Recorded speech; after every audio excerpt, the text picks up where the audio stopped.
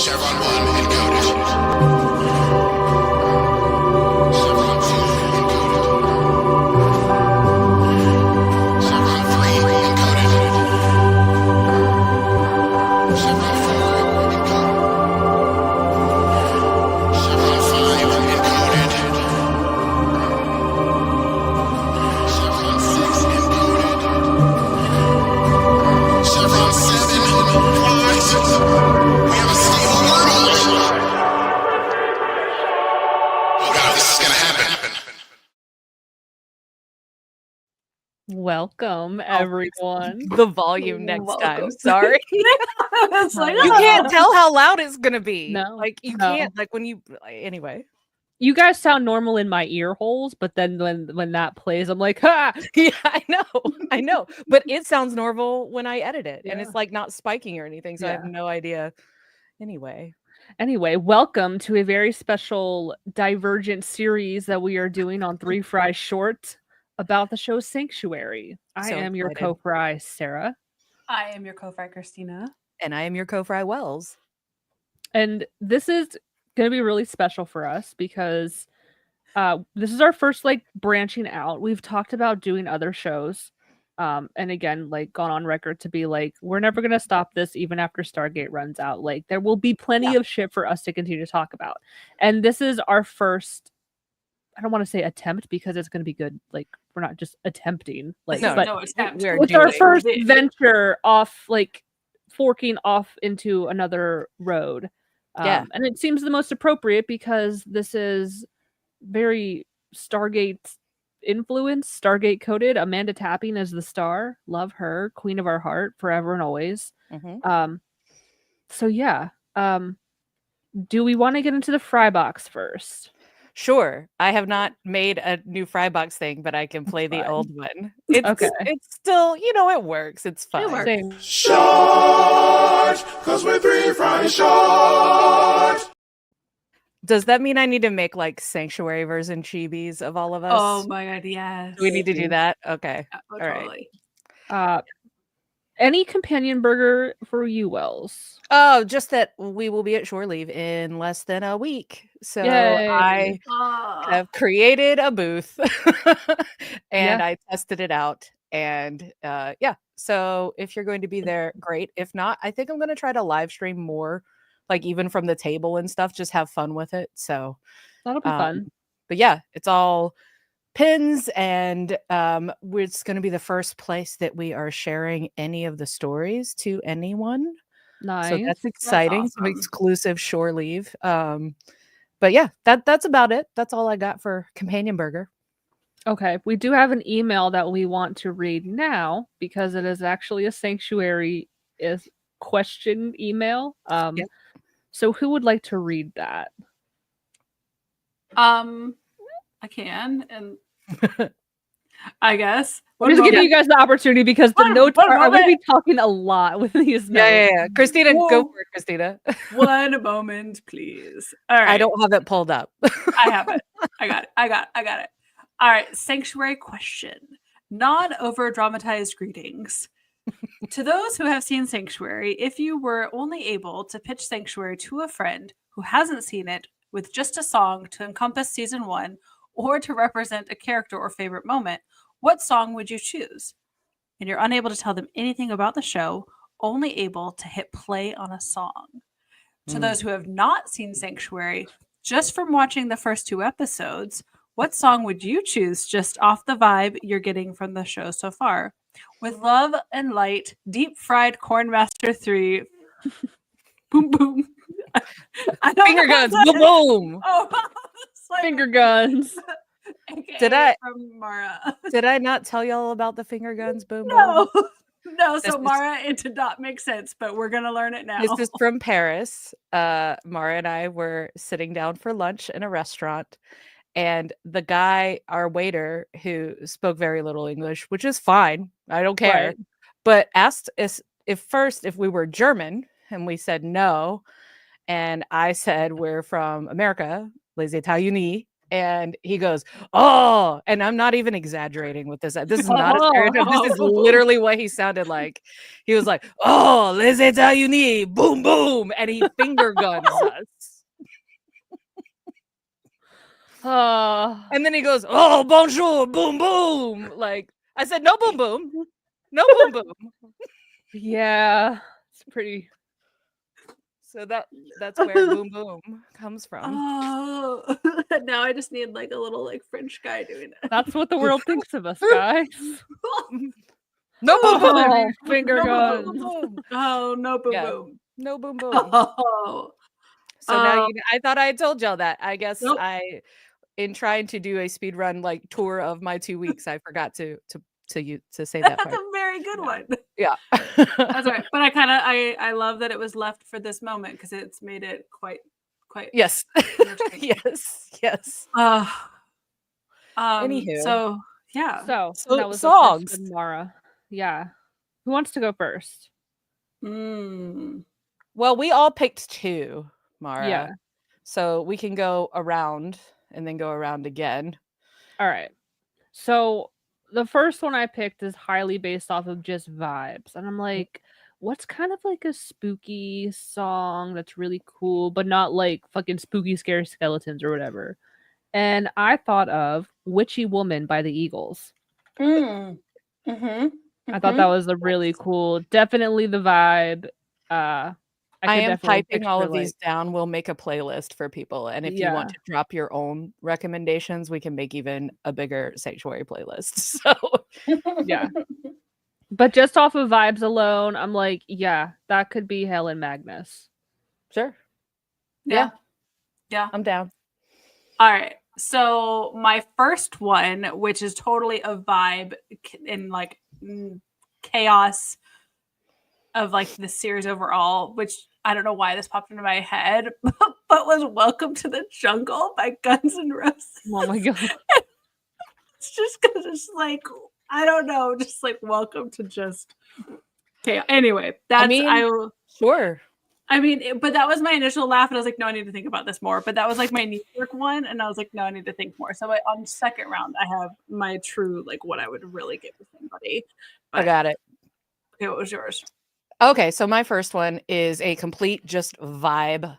My vibe of the show, or maybe one of them, which is less to do with the dark part of the show and more to do with like the wonder in the show, because that's it's more, and there's something to be said, and we'll talk about it later with the web series that then it turned into the show and kind of things that they decided they needed to do to make it not just like this gothic, like dark thing all the time. Anyway, so my first song is Outro by M83 because it's that same like build into this like moment of wonder that I think you get, especially like not only is Will kind of like always just like, but even Helen like is surprised by things on the daily, and instead of all the time being like, you know, scared of it or whatever, it's more like this whoa like sort of thing. So I chose Outro by M83.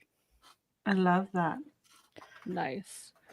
So the other song that I chose is definitely more of like I think it's more geared towards like Helen Magnus' character and like the fact that she's basically immortal or like super old and what it would be like to like live like that and be that old and have so much life to look back on. And it's a song by the band Bastille called Winter of Our Youth. So it's very introspective, nostalgic, talking about like looking back. So I thought that was a pretty, I don't know, like my music interest, I like have that very like what's that like with the food that you do where it's like your hyperfixation food. I have that with music where it's like I just listen to the same stuff over and over again, and if I happen to like find something new, cool. But yeah, so that's my other one. Sure. I like it. Okay, so my true one, sticking to like thinking of Helen Magnus overall, is actually Cosmic Love by Florence and the Machine in particular. And I had to think about it because there's this lyric that I love so much. And I took the stars from our eyes and then I made a map and knew that somehow I could find my way back. Then I heard your heart beating. You were in the darkness too. So I stayed in the darkness with you. And for whatever reason, to me, that just feels like very Magnus coded. And I've always vibed with that. And I was like, oh, wait, this is very fitting. So that would be my other one. Nice. Yeah. Wonderful. Okay. So my second one is also kind of more in the lyrics. It's still very vibes to me too. And I guess it's Magnus, but it's just, I don't know, relationships, whatever, like the whole, like everything, is I Know the End by Phoebe Bridgers.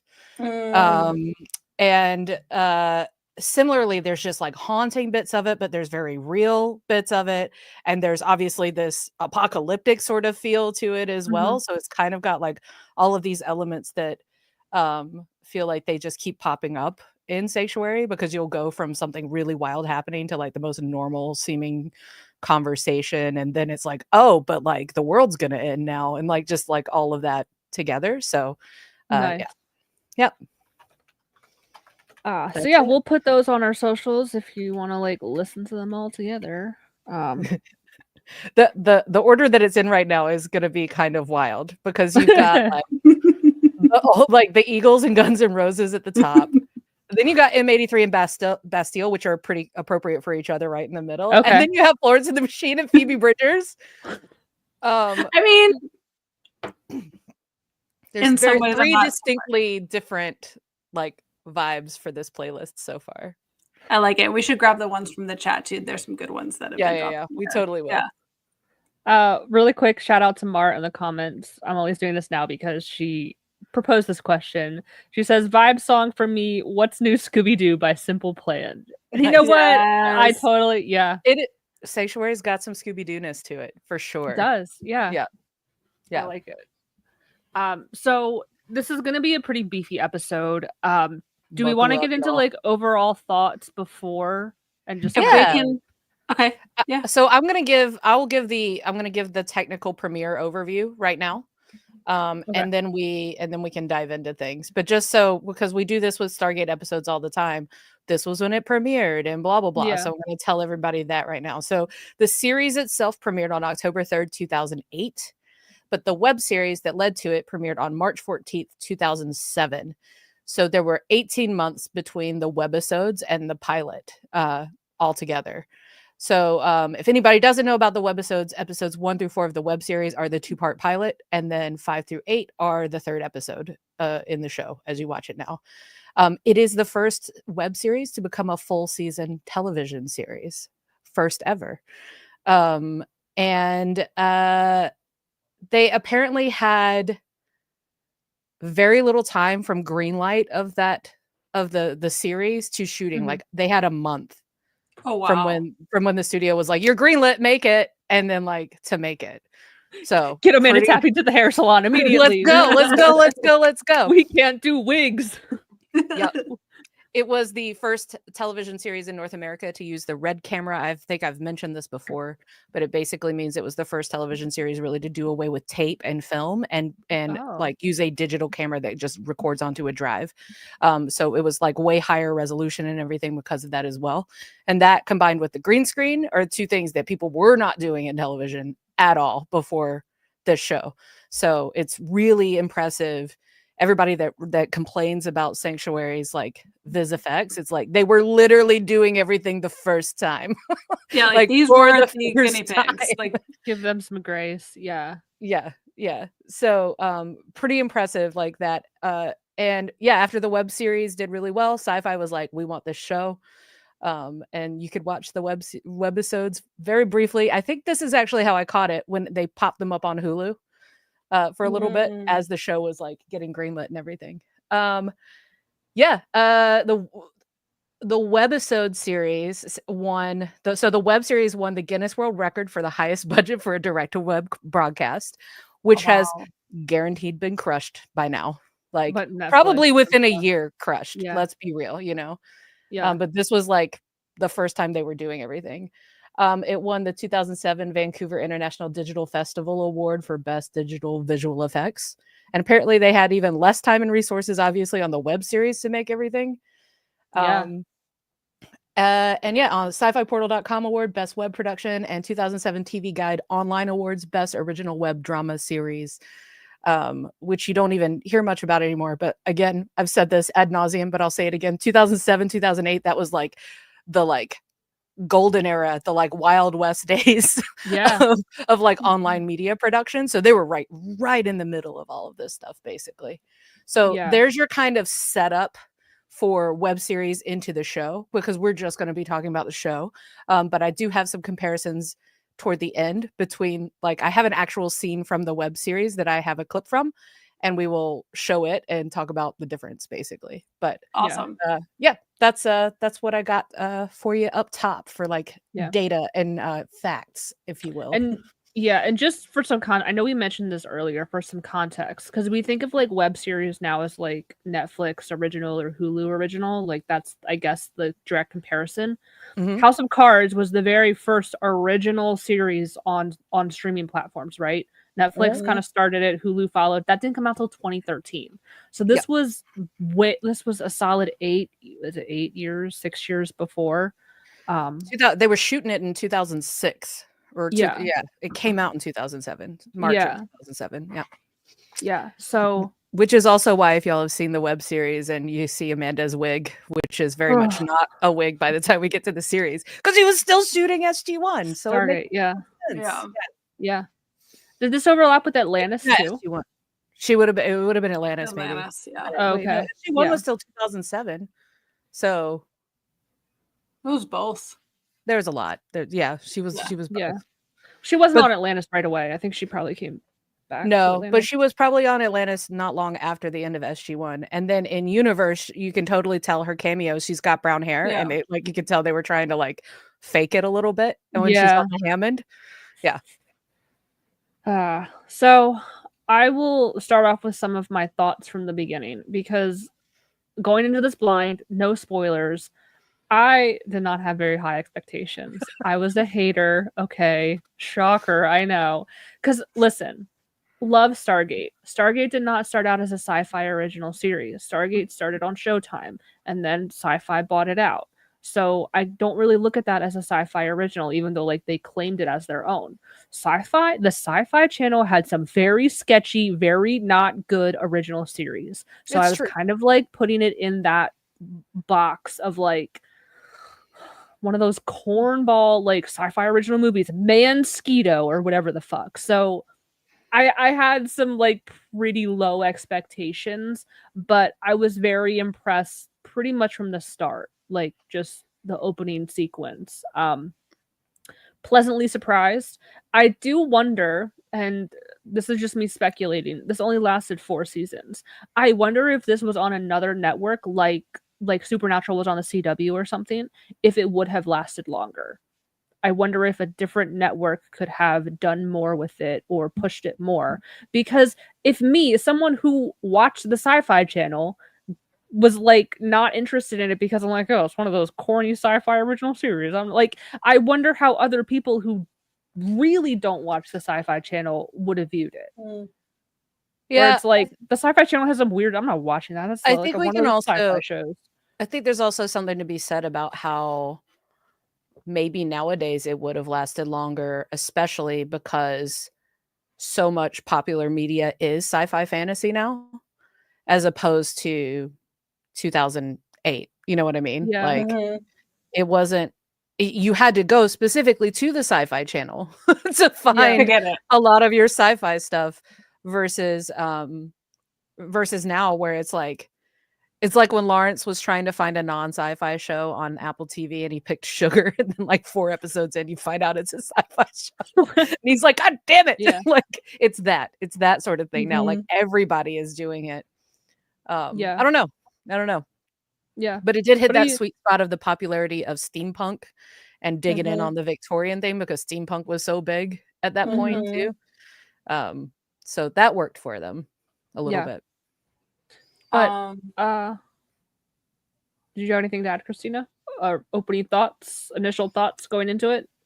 Yeah, I think because it's been a few years since I've watched it through. So just like kind of watching it again was really nice to just have perspective on it. But what I forgot, and obviously now rewatching it was reminded of, is they I love the foundation work that was laid so quickly. Like it was really like I didn't feel like they plot dumped me in a way that I was like, wait, I just got hit by a tidal wave. But the way that things got like woven or tethered in very naturally, everything was intentional. Everything had a reason why that character was at that time or in this place. And I'm just honestly impressed at how each character was able to get a little bit of a plot backstory hooked in such a short amount of time.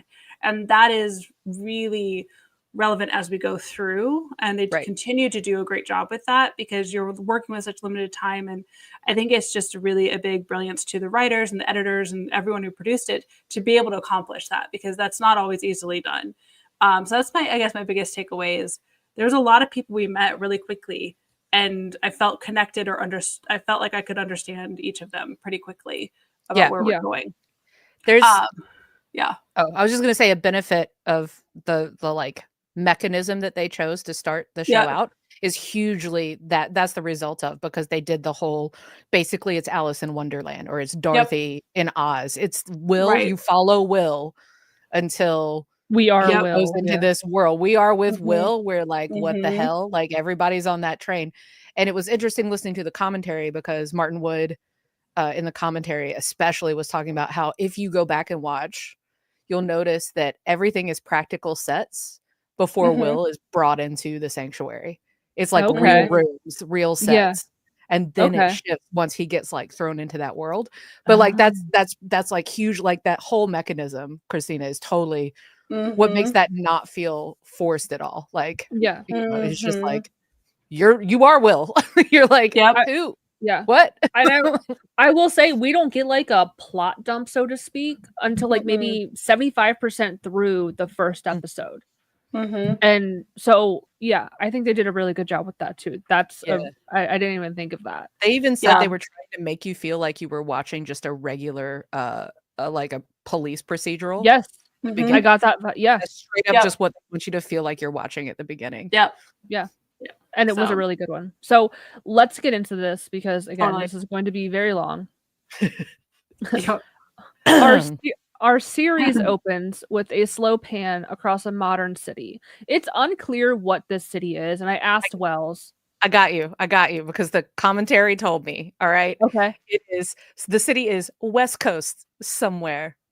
That's right. Working title for the city was Otisburg, but it is not a real city. Yeah, they call it Old Town somewhere in the transcripts. That's part of it. Yeah, part of the city is like where the sanctuary is located is like Old Town. In Old Town. Yeah. When you look over the river with all those composite shots and everything's like sparkly and new. Yeah. It feels very old, like New York vibes. Like the bridge, it definitely looks like Brooklyn Bridge kind of thing. But then also like the other vibes are very Pacific Northwest.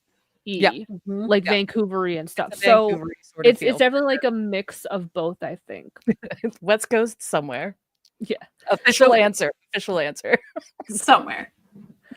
Two cops approach an apartment building. We hear raised voices and the officers enter apartment 23 where the shouting is coming from.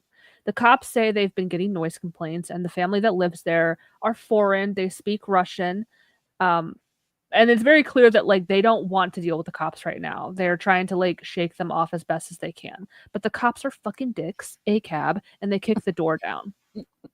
They look around, they end up finding a dead body of an old man, and at first glance, it looks like he was shot in the head. Bullet wound. The cops call for backup and begin searching for the perp. One of them pulls out a flashlight and looks around the room. What else did they call for, Sarah? Oh yeah. Okay. Yes. They called for the Let me tell you what else they called for. Oh, this is another segment that we're doing. Really quick. This is another segment that we're doing. So I was talking to Wells and I'm like, would you can I send you voice memos? Because listen, we voice memo a lot to each other. I don't know exactly how this got brought up. Yeah. No, where was I for this? I sidebarred to Sarah and I said, hey, I don't know if you've watched it yet, but if you do, send me any live reaction that you have, and Yeah. I'll try. Oh, Like, okay, because okay. instead of like doing the note time, like I want to like gut reaction basically. Yeah. And then Yeah. Sarah was like, "Can you do voice messages in the And stream?" And I play said, them. "I got you. Yes, I can." So Yeah. Okay, I well, have- for future, put him in our group chat. I don't want to be left out Okay. of that. Well, don't you want to like blind I react don't want to to the surprise voice you memo? too, though, Christina. That's the No, whole point. no. I want to be looped in. All right. So, so they call for backup and they call for a medical examiner. They call So, for or no, EMS. they call for They call for an EMS. Yeah. EMT. Yep. And Okay. this was the first voice message I got from Sarah. Okay, bitch. I don't know how it works, but the dude has a bullet hole in his fucking head. And they're like, we need the EMTs. I'm pretty sure he's not coming back. Like, no need to engage an EMT. His brains were splattered on the wall. So that was the first message I got from Sarah, to which I replied, "Oh no, they'd still have to come out anyway." And then this was the second half of that. Do you guys just show up and you're like, yep, he's dead all right, and then fucking leave? Is that real? Oh, God. Yeah. The answer is yes. Yes, that is. He sure is that- dead. He sure is Yep. dead. Cool. Yep. Yeah. Yep. As Ellie just said, in an injury incompatible with life. That is literally the terminology. Yes. Yeah. No, I've definitely come out and gone, check that box. Like, Done. yep. Yikes. Continue. So the cops start looking around and they find a young boy under the bed. His name is Alexei. And at first the kid, they're very kind with the boy. They're gentle, come out, little boy, come out. And But they're then the cops, so kid, they get- yeah, but they're cops, so he just came home from beating his wife, and now he's starting to yell at this kid. And he yells at the kid and to like, no, come out. He raises his voice, and we see a snake-like, worm-like thing strike the cop in the forehead. And now we can see that this is what killed the other man, not a bullet. The boy stands on the opposite side of the bed, and the snake object moves toward the other cop. It is clearly connected to him, and it's coming from this young boy. Cut to a busy restaurant. I didn't send you this first. I'll tell you this first reaction that I had of Will, because I think you guys please. will fucking laugh. We see a man catching a waitress and asking her if the normal chef is off tonight because the balsamic drizzle is going counterclockwise instead of clockwise. This is Will Zimmerman, and Sarah's first thoughts were, oh, so he's an asshole, or he's maybe autistic. He's autistic. My first thought was like, is this guy fucking serious? What an asshole. He's really wasting this poor waitress's time bitching about the counterclockwise of the drizzle. No, Listen, that's I stupid. can relate. I'm I felt that particular in my too. soul. No, I felt that. I'm in my calling the soul. cops. I'm calling the No, cop. No, I have been Will. I have, especially I if have I'm been a that regular- retail worker. No, but if I'm a regular somewhere and I go and I notice something's off, I'm like, oh. So like I've been there. I've been there. I don't think he was saying it to be mean. I think he was just asking a question. He wasn't being mean. He even said that. He was like, oh, I'm just asking. No, that waitress was busy. She had other things to worry about. I stand with a retail worker.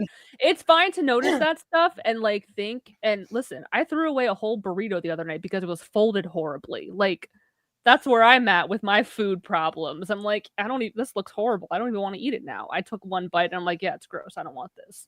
Sarah. I get that. I'm not going to go back and yell at this 16-year-old kid who shittily wrapped my burrito. So anyway, he gets a call on his cell phone. We cut to him walking down an alleyway from the opening scene where this apartment building is. He meets up with Detective Joe Kavanaugh and begins to assess the scene. We see through his eyes.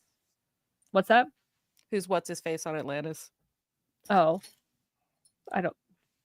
doesn't register because I'm not an Atlantis lady. It's what's his face on Atlantis. Who? But all I just see of him is in his uniform. Oh my god. Hold on. He's serious because he wears the cop suspenders with his holster on the side so everyone can see. Yeah. What's his name on there? Evan Lorne. Oh yeah. Lorne. It's Lorne. Oh, thank you, Mara. Mara had it, but I had it pulled up. So that's Yeah. our No, I first Stargate alum of the show. I So, liked him on Atlantis. So we see through Will's eyes as he's taken in the details. At first, I wonder, is he like psychic? Is this like it reminded me of the show Psych on the USA Network, where like Shaw notices the stuff and it like highlights it, that Yeah. and that. Ooh, Mhm. the Ooh, details. Here's a behind the scenes on that. Will Vision is what they called it. And Okay. they didn't have enough time making the pilot to get it exactly the way they wanted it to.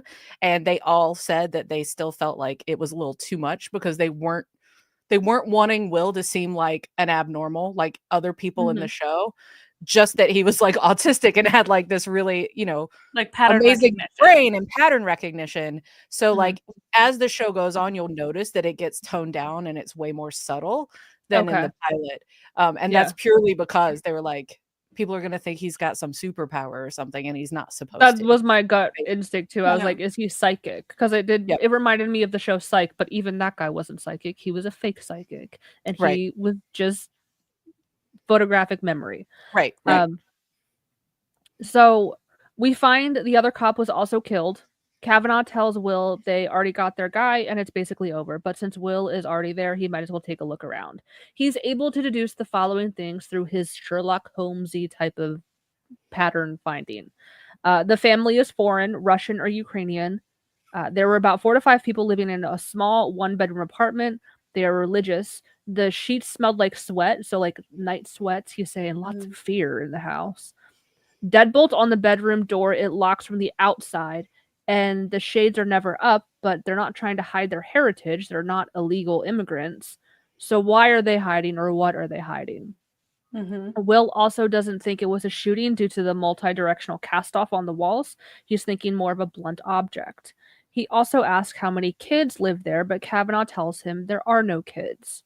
We also find out that Will is a forensic shrink, Kavanaugh's words, not mine, who used to work for the agency, but they gave him the boot. We don't know what agency this is. Is that elaborated on? It's the The FBI. FBI. Okay. Yeah. Yeah. You find that. Yeah. I don't know if you find that out in the first season, but definitely as it goes on, you find out it's the FBI. Okay. Yeah. Well, and somewhere in there, he had said there's 5 people, and then Kavanaugh corrected him and said 4. So like he keeps picking up that there's an extra person that wasn't accounted for. Yeah. Or that they're telling. He's like, there were 5 people, and they're like, no, it's 4. So there. He notices a bunch of other stuff too. Like there's this one drawer that's like really empty and it only has like a comic book in it, but he's like, there's such limited space. Why is that one drawer kept empty? Basically, like this, I think he's alluding to the fact that like this boy was like kept by himself. They were so afraid of him. They locked him in the bedroom. He had his own, like they wanted to stay away from him as much as possible. So we see Will exit the building. He turns back to look and spots someone on the outside wall along the top edge of the building. He follows and we hear the sound of someone jumping. It's the boy Alexei coming down from the fire escape. Will starts to follow Alexei, but someone on a motorcycle comes out of nowhere, almost hitting him, and then drives off before Will can say anything. Will turns as he hears a car. The speeding car hits him, and he rolls on top and on the hood and the roof. He's injured but not dead, and then a woman approaches him, but Will's vision is blurry. We know that this is Helen Magnus, and she says, "Not the way I'd hope we'd meet." Yep. Cut. Yep. Okay, now I've got another audio clip from Sarah. Here's the second one of these, y'all. I'm just saying, if my bar for entry for meeting Amanda Tapping was letting her hit me with her car, I would do it. Understandable. I think we all agree. Yeah. And I would say thank you. Yeah. Yes. Please again. So we cut to a flashback of Will from childhood. It was something traumatic. It's all very blurry and sounds and blah. And then he wakes up in the hospital, kind of shoved off to the side in the hallway. Like you can tell he was not seriously hurt because he's like in the hallway on a gurney, like unattended. He gets up and he sees Officer Fetz down the hall talking to a nurse and meets up with him. Kavanaugh wants Will to be with him when the witness IDs the perp. Cut to the morgue. We see Helen watching as the bodies are carried in. Back at the hospital, we see the Russian woman identify some random man as the killer. He's got a long rap sheet of priors, including armed robbery and rape. It's good enough for Kavanaugh, but Will is not convinced. when did a guy, or like, why did a guy like this leave any witnesses? He killed 2 cops, but then like that woman is still alive to ID Right. him. Like any Mhm. other guy would take out any witnesses. But again, Kavanaugh does not really care. It's open and shut to him. He's like, these 2 officers lost their lives. We owe it to their families. Right. Back the blue. Also Like, sounds like he just wants to put this guy away again too. It just sounds yeah. like, Which you know, honestly, fair point. He does not sound like a very good guy. So no. understandable. Will meets up with the woman in the hallway and basically says, like, I know you're lying, girl. Like, your body language does all of this, and your breathing increased here, and your brow was furrowed when you, like, just all that type of, like, forensic BAU criminal minds kind of thing. Mhm. And she brushes him off, and she's like, I just want to be left alone. Please, just, like, leave me be. Cut back to the She morgue. does say something. She's like, there's a kid, and she's like, there is no boy. Oh, yeah. Like, Mhm. there was that whole, like, she gave herself away in other ways, like, in Yeah. that conversation Yeah. too. Yeah. And then 'Cause she Will said is something like- about like she said something about like doing the right thing or doing like she Right. acknowledged like she was That's a bad guy. Like, Right. what needed to be done. Right. Like yeah. yeah. Yeah, because he does say something about the kid, and she's like, there is no boy. And he's like, Yep. I didn't say it was I didn't a say boy. boy. Yeah. Mhm. Yeah. Gotta love that trope. Yeah. Mhm. So cut back to the morgue. We see the medical examiner at work, and Helen comes in. The medical examiner seems to know her well and tells Magnus where the bodies are. Yeah. This is You're where I'm like, like, okay, Do lunch is there- next week? Would love to. Yeah, Like, yeah. There's more between these two. Like, they clearly know each other and kind of work together. So I'm interested to see where that goes. And I wonder if she was referenced later when Silvio gets fixed up by Dr. Lim. Is that the same woman? I don't think so. Or okay, I don't think so. but Helen's And I got gotta tell some you, kind of Sarah, deal. we never see another morgue person talk to Helen in the rest of the series. And I wonder, there's other characters too. I But wonder there is more establishment that people in places of Mhm. power Mhm. are very familiar with Helen Magnus. There's more of Okay. that happens Yeah. like throughout the series, but yeah. Interesting. That's kind of sad because I was like, there's another character coming up too where I'm like, this could be an ongoing thing, or we could never see them again. Like, it Right. could go either way. So we get a scene of Alexei being chased by the woman on the motorcycle. She chases him into the subway and continues the chase. In the morgue, we see Magnus examining one of the bodies and removes a bright green object from the forehead of one of the cops. Cut to a dark, random alleyway. A flash of orange light and a man appears in the street. Mm. We find out that this is John Druitt. He looks around and pulls a locket from his pocket. Inside is a picture of a younger, blonde Helen Magnus. Off screen, a hooker approaches him. The hooker tries to proposition him, but he tells her he's looking for a strange place, a sanctuary that takes in only the most unusual guest. She tells him there's an old place down by the water on Grayson Street. She's heard of all kinds of stories, but has never put any stock into them. She offers to take him there for an extra price, but he stabs her and says, I'll find it on my own. I don't need your help. Cut to another scene of Alexei being chased by the woman on the motorcycle through the subway. Back at the hospital, Will tries to tell Kavanaugh that the woman is lying, but Kavanaugh, he does not care. He's just like so unbothered. He tells Kavanaugh about the boy he saw in the hallway. Kavanaugh still doesn't care and tells him this kind of BS is what got him bounced from the agency. So it's giving like Will is very Fox Muldery vibes. Yeah. Like Yeah, no yeah, yeah. one's believing him, like whatever. And he's not even trying to push anything paranormal. It's not like the worm people are like, it's just like there's another person involved here. Like, Well, it bothers me because to your point, it is just basic detective work that's being just like, Yeah. nope, we're gonna dismiss it. Like he's not even pushing the envelope at all. And they're like, and he's like, this Yeah. is the shit that got you kicked out. Oh, okay, well that's concerning then. Like, Yeah. if due diligence is what got him kicked out, like shit. I So- mean, They did there's say a kernel of something- truth in that, I think. They did say something Mhm. else interesting. I mean, that makes sense in the commentary of not only this, but his scene with his ex and everything. Is basically like they spend a lot of time in this episode like severing Will's ties Mm. so that like there isn't like this weird he's still like owing or connected to like the like his life before basically. And so Yeah. it feels like while it's a bit heavy-handed, it's kind of by design to be like for Will to eventually be like, fuck all y'all, basically. And Yeah. like, you know, um, That makes but sense. yeah. They're literally trying to sever all those ties. Mhm. Yeah. And that's the other character that I was like, we could probably never see her again, his ex-girlfriend. And I'm like, this could be an ongoing thing where like they're on and off again, or we could just never see her again. No. Yeah. No. We never see Candace her again. McClure, made famous by Battlestar Galactica and Virgin Mhm. River now, y'all. Virgin River. Aw. So we see Will is leaving the hospital and Magnus catches up with him. She tells him that Kavanaugh is basically right. He can't use anything that Will gave him. She asks how his head is feeling, and that's when he realizes that she is the person who ran him over with her car. So we Mhm. finally have our first bit of dialogue between the two of them. I will pick up my nerdy trope of men. I mean, I think this works for us, Christina. Yeah. It works. R.I.P. anybody who has any concept of me having a good British accent, but I'm gonna try it anyway. Okay. All right. All right. Wait, you ran me over. You got in the way. Of what? My pursuit of the boy. The police have the wrong man. The evidence will bear it out if they don't suppress it for quick conviction. But the boy is indeed real, and he needs our help. Who are you? Let's just say I'm someone who's chosen to embrace the full spectrum of our reality. There are things in this city, in this world, that no one wants to admit are real. Okay, you're creeping me out now. Have you ever asked yourself why you lost your job at the agency?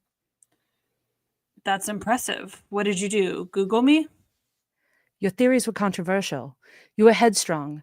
Your so-called failures were really theirs. They failed to keep up with your insights. Lady, I'm getting soaked here. What do you want? You, Dr. Zimmerman, oh my.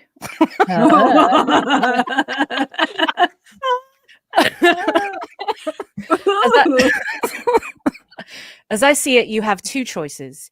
You can go back to a life where you're unheard and unappreciated, or you can squarely face the truth that you've been seeking since you were a child. We both know you caught a glimpse of that truth tonight. Don't turn away. Who are you? Magnus smiles and hands him a business card. We see the card reads Sanctuary for All, Dr. Helen Magnus, And a MD, bunch of letters. MDDTCXB. It's back to you, Wells. Magnus. Oh, sorry. I have a proposal. All I ask is for a little of your time. Thanks, but if you're looking for resumes, why don't you try monster.com? We've I already dated have a job. ourselves. We've dated ourselves now. Yeah. That's like a pre-LinkedIn LinkedIn. Like LinkedIn now. Yeah. That would be Yeah. the same But thing. it's more appropriate that it's monster.com considering I think the it's source. cool that they keep doing this throughout, and they're not all as obvious, like blatantly like dated as monster.com. But I do think the benefit of it is again that like kind of anchoring so that like like all these fantastical things, you're still acknowledging that like we're in this time and this world and everything, basically. Yeah. So I do kind of appreciate that they just go for it, basically. Yeah. So Will walks away. We get another scene of Ashley, the woman, chasing the boy through the subway. And we get a scene of Will in his apartment, and a woman is there. Her name is Meg. She's checking up on him because she heard a couple cops were killed and wanted to make sure he was okay. They have recently broken up after 2 years and are still in the process of splitting like all of their, well, give me my hair straightener if you find it, like that type of thing. Yeah, it's that. So there is some dialogue between the two of them. And again, this is where I was like, so she could either be a recurring character and like they have this thing together, or like it's like the Scully's boyfriend in like the second episode of the X-Files that we never see again. Yeah. This So, was this yeah. was that part that I was talking about, like by design. They're just like sever all these connections, basically. Yeah. Yeah. So I'll do Meg. Christina, you can stay Will. Don't take this the wrong way, Will, but you invite the ridicule. Did you get the same invitation? That's not fair. Come on, Meg. You always thought I was a whack job too. Look, whatever it is that finally helps you sleep at night, I hope you find it. Goodbye, Will. And cut. Yeah. So she's pretty. I thought it was interesting though, like she said, don't take it the wrong way, but you invite the ridicule. And I think that's like something a lot of people who are socially awkward may face, because it's like I've had to learn how to act certain ways to like get certain reactions out of people, or like to not be my nerdy self in public or whatever, to like I don't want to be too weird and scare people off or like come off a certain way, because it does learn to mask. I think it does, in a way, not that it's okay to ever be ridiculed, but it does invite a certain type of attention and ridicule from people. And I just thought that was a very interesting, take. Yeah. Whether it's like technically right or morally right, it is a thing that people deal with in the world, unfortunately. And you have to like learn how to conform in certain ways to be socially accepted. So we get a scene of Will fresh out of the shower. He's looking at the bruise on his shoulder from getting hit by Magnus's car. Gotta have the shirtless shot, you know. Yeah, he is very Daniel Jackson coded, like the glasses and everything. Yeah. And we see him examining her business card again and looking at the number on the back. So this is where I'm like, what the fuck do all these letters mean? So I broke it down. So MD is medical doctor. T is tetralogy, right? Teratology, the study of abnormalities of physical development in organisms during their lifespan. So she's mutations. Okay. Cryptozoology, we all know what this is. This is like the pseudo-y science. But it's the study of unknown, legendary, or extinct animals whose existence is disputed or unsubstantiated, particularly those popular by folklore such as Bigfoot. Xenobiology, the study of synthesizing and manipulating biological devices and systems, and biology, which is just biology. You gotta have a baseline, okay? Yeah. Yeah. Again, a scientist of all the things. Yeah. Yes, but this one makes a lot more. It's more believable. Well, I mean, it's not believable, but it's more believable if you know palatable for her character. How long she's had to study. Yeah. Because in Stargate, it's like what geology and astrophysics. Those are 33 years old, and Sam Carter's like, I know everything. Yeah. Not so much. Yeah. Like astrophysics and geology are literally opposites. Like you can't have it all, girl. I could see Helen knowing both of those things at this point, though. But again, she's had a century longer to do it. Yeah. So we see that Will called her and she picks him up. The car pulls up to the gate in front of the large, older building. The driver keys in a code and the gate opens. The car pulls inside and the gate is heard closing behind it. We see this like third. So we have like kind of three plots going on. We have Will in his story. We have the woman chasing the boy on the bike. And then we have this guy that like appeared out of nowhere and like what's his people. Deal? Yeah. We murdering know he prostitutes. Yeah. So we see that orange flash against the wall of the sanctuary, and Druitt walks by and up to the keypad. He laughs. He's like, these bitches trying to keep me up with those shitty little keypad. Yeah. He walks towards the gate, disappearing into a flash, but then he's like spat back out. It's literally like he goes through and it's like, and spit him right back out. And he slides. But then he laughs again. He's like, you know what? You got me, girl. Pretty much. He kind of, it's like he respects it a little bit more. It is. Yeah, totally. Yeah. So there's some kind of force shield preventing him from entering.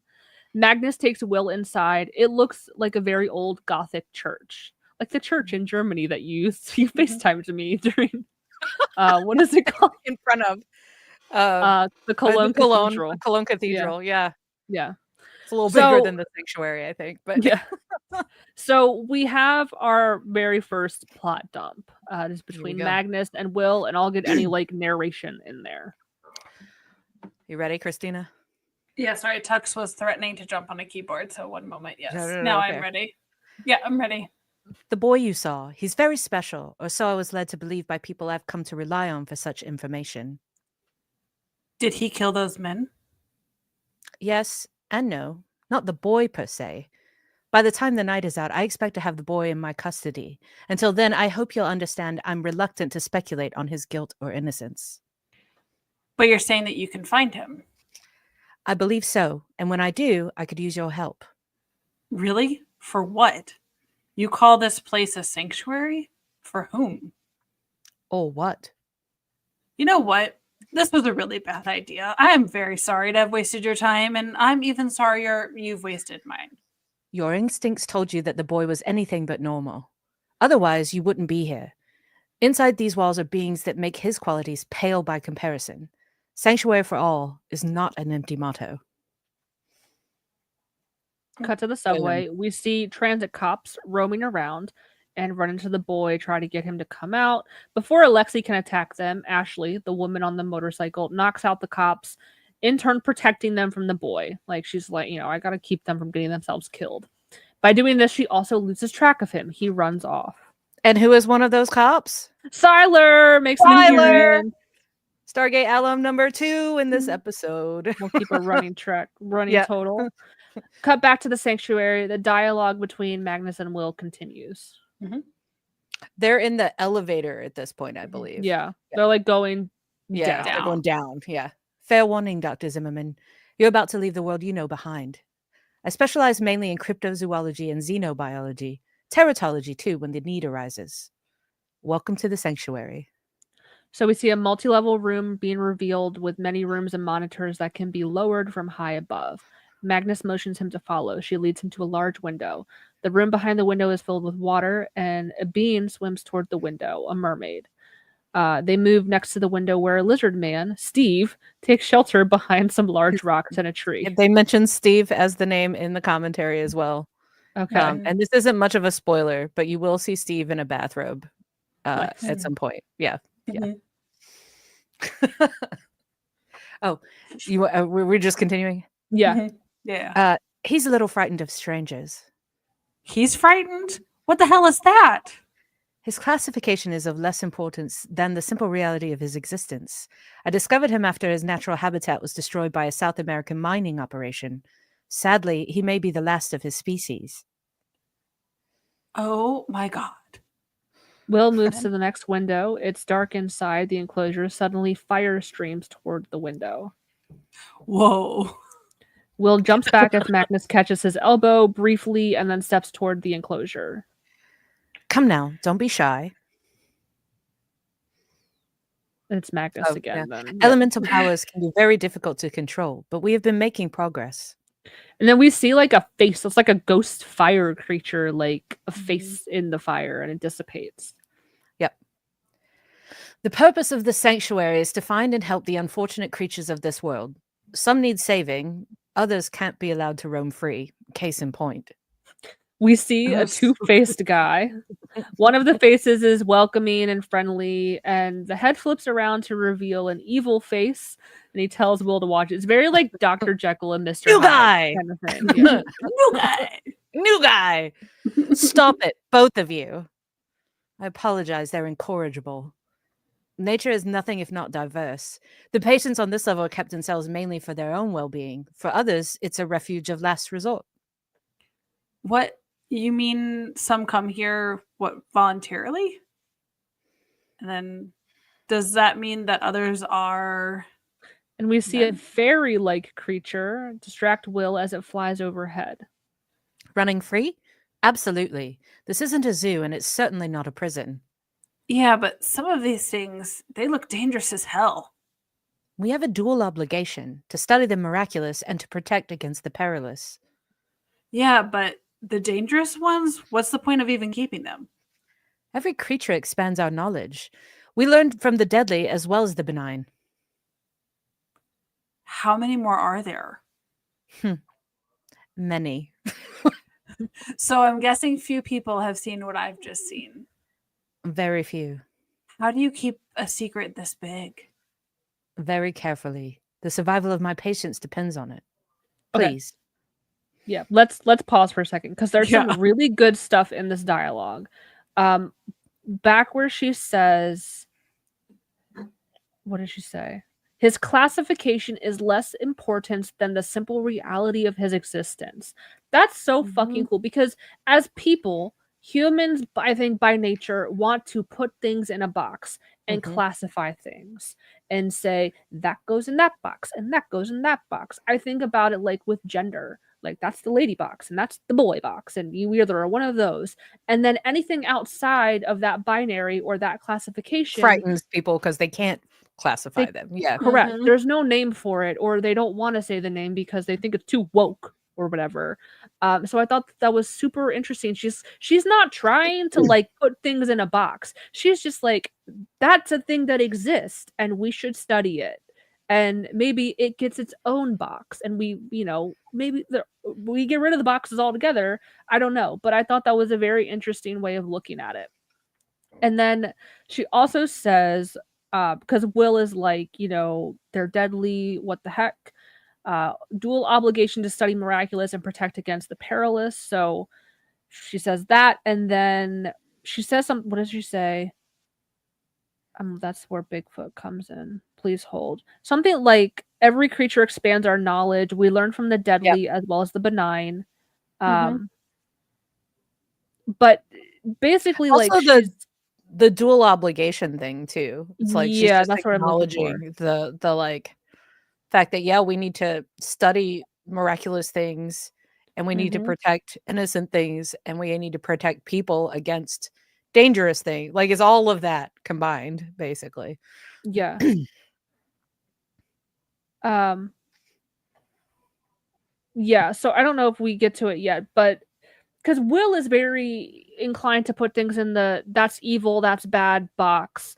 And she's not looking, she's like, all of these creatures are living sentient beings Mhm. and they deserve respect and like to be whatever. Like she's not just like Buffy the Vampire Slayer where it's like kill everything or whatever. Like No, she's this is she very. This show always to me was very like that X-Men coded thing too, Mhm. which was I think a huge reason why I like grabbed onto it when I did. But it's that same sort of feeling of the differences and the mutations and everything are to be celebrated and not feared. That sort of Yeah. thing. And even like when Will says, like, what's the point of even keeping the dangerous ones? And that's where Magnus says, every creature expands our knowledge. We learn from the deadly as well as the benign. So like it just makes me think of in like the animal kingdom or whatever, like people are very quick to be like, oh, venomous snakes are bad. Ew, get them away, kill them all. But if you look at all of the medical advancements that can come from extracting venom from these snakes, you can get the anti-venom to like help people that get bit by these snakes, but you can also like there are many other benefits that come from it that help people. So Yeah. just because something is dangerous on the surface doesn't mean that it's a bad thing. It's just the nature of the thing. But it Yeah. also goes into like not to be all like Lion Kingy about it, but it's also the circle of life. Like what causes one thing to like stay in balance, maybe allows another to exist, right? Like so the venomous snake, like whatever its prey is, maybe by having that be its food source has allowed another life form to succeed and kind of keep that in checks and balance. So I appreciate that narrative of there is a little bit of like a yin and a yang to all of it because there is that balance. Yeah. Because Well, if you're all good, then all is bad. Like Yeah, have you ever heard the story of like, and I don't know if this is true or not, or if this is just like internet lore, but like back in like the medieval times, women with cats, like having cats was looked at as like, oh, you're a Yeah. witch. Well, right? cats were considered pretty evil back in medieval times. Right. What happened That's when they what I got rid of joked all to- the cats? Rats. And what happened with rats? The plague. The plague. So this is why you need single cat ladies around because it helps keep the plague out. So like if you just everything is connected as we're talking the circle of life and this everything is all connected. So like with the snakes, like snakes are biblically viewed as like evil creatures, like Genesis, right? You look at that. Snakes keep away pests from the cornfields or whatever, like crops and stuff. So I don't know, like it's so easy to classify things as evil or bad on the surface, but then when you look at things deeper and deeper, you can see if you remove that evil bad thing, it could cause way more like the fucking Black Plague, like So I like Helen's kind of way of thinking and her whole ethos around this. So we That's cut pretty to, I'll read this blurb really quick. Magnus motions for Will to sit. They're in her study now. Yeah, they Will walked to walks it. Will Mhm. walks to a couch. Another door opens and a Bigfoot enters carrying a tea service tray. And Will is like very shocked to see this. He's like, and- whoa, yeah. whoa. You want to It's pick all up back up? right. It's all right. He's just as unnerved by you. He's been relatively isolated since I first treated him. That thing is your patient? Former patient, actually. After I removed more than a few bullets from him, he refused to leave. So I gave him a position on my staff. I'm not sure he'd appreciate you calling him a thing. Why me? Because, Dr. Zimmerman, I believe there's a vital role for you to play here. By helping you capture monsters? We prefer to call them abnormals. The most important thing is that my patients have a place where they can feel safe, where we can help them, learn from them. My head's kind of doing the backstroke. Are you offering me a job here? I'm offering you a chance to explore a world that you've been trying to understand on your own with very little success. Why me? I feel like this was repeated. Oh, Yes. Yeah. yep. Yeah, Oh, yeah. whoops, I was that's like, my wait. fault. No, it's My all bad. good. No. You say, I still don't understand why you would come to me. Okay, I still don't understand why you would come to me. Because I need someone who can see beyond the surface, see the world as it really is. I profile criminals, not monsters. You can't see the irony in that statement. You know what I mean? You are a student of the human animal. You see things, you read things in behavior that I believe cut across the variations of outward form. Where others see stubbornness and failure, I see great potential. Good doctors come and go, but the great ones have always seen beyond the boundaries of science, beyond the known. The great ones dare to believe in the unbelievable. Okay. Pause. In this dialogue, I really like where he is like, I profile criminals, not monsters. And Helen is like, bitch, like, did you just hear what you She's like- said? Because it's true. And this is a trope in like science fiction or like supernatural monster movies that I really like. And it's the whole people are the evil things the entire time. The monster's not the bad thing. It's the people that are the actual monsters. Because I think that's very fitting. And in our world, yeah, people do some of the most monstrous, horrible things. Mm-hmm. So I thought that was really interesting how she kind of like called him out on that. She's like, bitch, be for real. Shut Right. So just then, Magnus gets a text and it reads, "Number 4 line, Tunnel 5, now." Signed A. Magnus tells Will they found the boy. Cut to the subway. We see the transit cops who were knocked out by Ashley being treated. Magnus and Will observe and enter the scene from a distance. And Adam was watching this with me. I was like, they just walk into this scene like completely unnoticed by the That's cops. in the like, commentary too. They Okay. totally called it out. They were like, I think it was Amanda first. It was they're like, just like we're strolling not down. even that far away from them. And then they all joked that it was the director, which is Martin Wood, who was in the commentary. They're like calling him out on it basically. But like, no, yeah, they totally acknowledge it like 15 feet away. I know. And they're They're like, whispering, they're like, hey, looks like something happened to them. Like, right? Yeah. So Will asks Magnus, who tipped her off, that the boy was down here. And then Ashley pops up and she says she's been tracking the little ghoul all night, or the dweeb. I don't know what she calls him. ghoul. They end up finding the boy. He is really defensive. He ends up striking Ashley in the shoulder with his worm pendage, which is what I Worm called it from now on. I love His- it. His Worm pendage. Worm pendage. Will is able to calm him down enough to distract him, and Magnus is able to shoot him with a tranq dart. Magnus scolds Ashley and tells her that the chaos was completely avoidable. I don't know why I said unavoidable. It was completely avoidable. Here we find out that Ashley is Magnus's daughter. Cut to the sanctuary. Helen is fixing up Ashley's injury. There's banter going on between them, and Magnus apologizes for her unruly behavior. She's like, "This is not very British of you. Like, have some manners or whatever." Ashley starts to reminisce about the summer she turned 18 and they did an entire den of werewolves, bag capture, sedate, and cataloging. And Will is just done. He's like, this cannot be real. And Ashley is like, didn't you get the grand tour? Like, this is what you're This is saying. where you is draw the real? line. Yeah. Right? Mhm. Helen They were finishes up. saying they were saying in the commentary that because in the web series Ashley is way more childlike, I guess. She's the Mhm. same actress, but she's Yeah. like way more of that like attitude than she has in the show. And they were Yeah. saying that they kind of played this like word for word the same, this scene or whatever.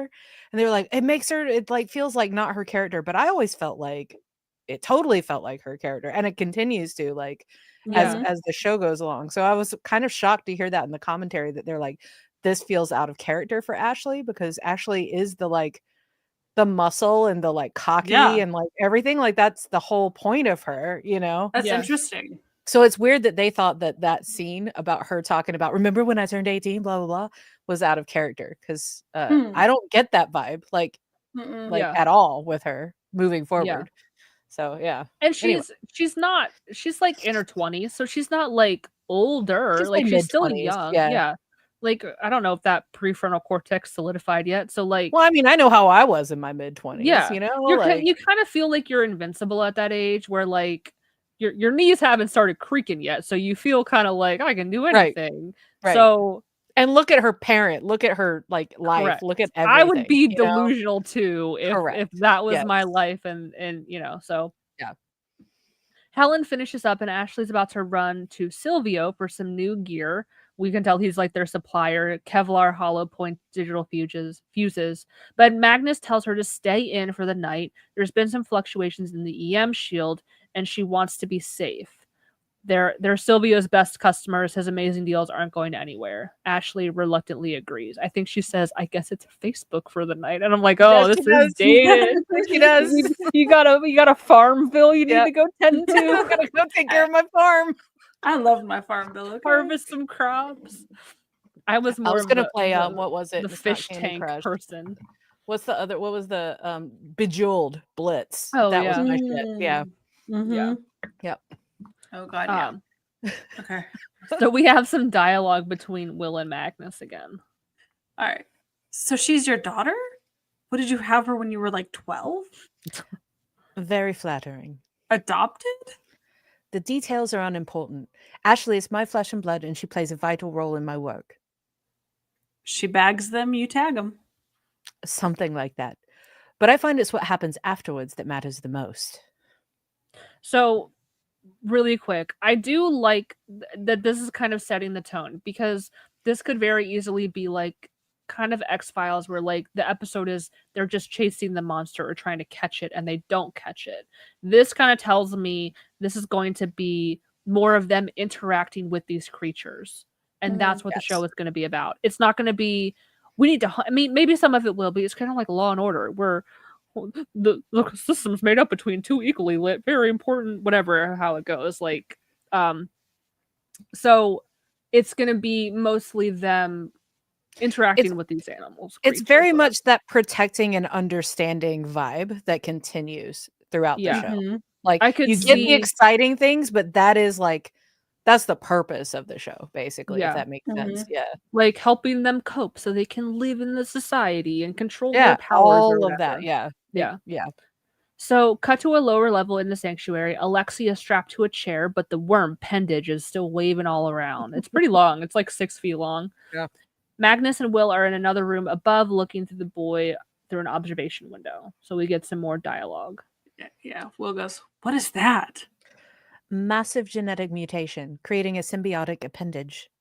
Well, whatever it is, it helped him clear 20 feet across an alley earlier tonight. Probably its most benign use. Such imperfect children are often adopted by well-meaning immigrant families.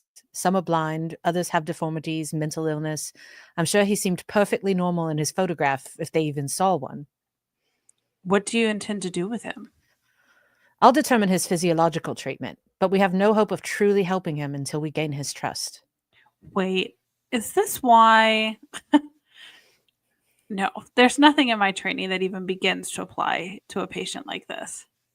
Your training can't help you here as much as your intuition can. This is insane. I can't do this. What's more terrifying to you, Dr. Zimmerman? That frightened, confused boy down there, or the possibility that you lack the courage to help him?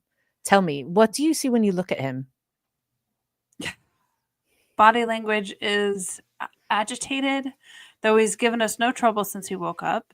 In fact, the only hostile thing in that room is that thing. Then see beyond it. See the boy. If you can do that, then you can help him. If not, then so be it. I'll simply admit that I was wrong about you. So he looks back down at Alexei. I'll leave it to you. And then that's the end of the first episode. Yeah. Mm-hmm. So overall thoughts, obviously, like, I'm intrigued. I keep watching.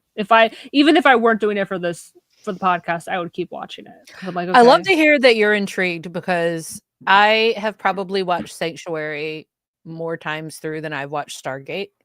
So Mhm. like it's just comfort to me, and I don't like it doesn't hit me the same way anymore, which is why I was so excited that you had never seen Yeah. any of it. Yeah. So it's cool to hear you go, "Oh no, I'm intrigued. I'm bought Yeah. in. I'm like this." And you're catching on to the right cues. You're doing like all of that like makes me go, "Oh, of course it had some the technical issues, whatever, but it's actually a pretty well put together show, and the Yes. concept, and also and more importantly than the concept, the message of the show is Mhm. still incredibly relevant, if not more. You know what I mean? Like, Yeah. when you think about what abnormals could mean in our world and Yeah. everything, like it's just like it's so relevant still to me. Well, you came to this show before Stargate, right?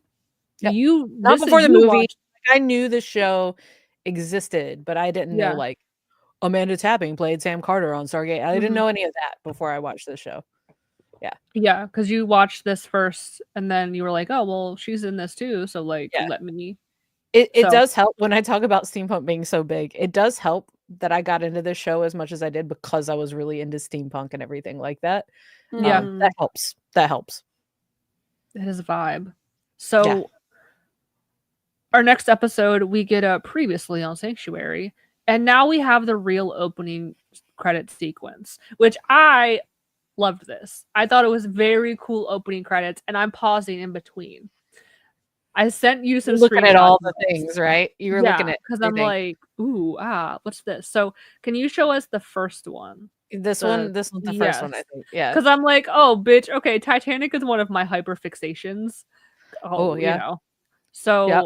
I'm like, I think I texted Wells and I was like, bitch, did this mean like mermaid sunk the Titanic? What does that mean? No, they probably helped. It probably helped. They probably helped. Help the people. Yeah. And then the other thing that I saw, and I'm like, I need to like this. It gave me pause, and I'm like, I bet that is what I think it is. And you want to show? Yeah. So this picture, this is Ashley's file, and we see a picture of Magnus and a young blonde girl, and I was like, I bet that's actually Amanda and her daughter Olivia. And it is. That is a real photo of them. Sophie just said something too about it being her. Yeah. I assumed after a certain point, but I never looked it up. But I'm just like, I mean, if I you feel look up, certain. if you look up like Amanda Tapping and daughter, like you'll find that's one that of the picture. pictures. I found that picture. Yeah, but that could have been because of the.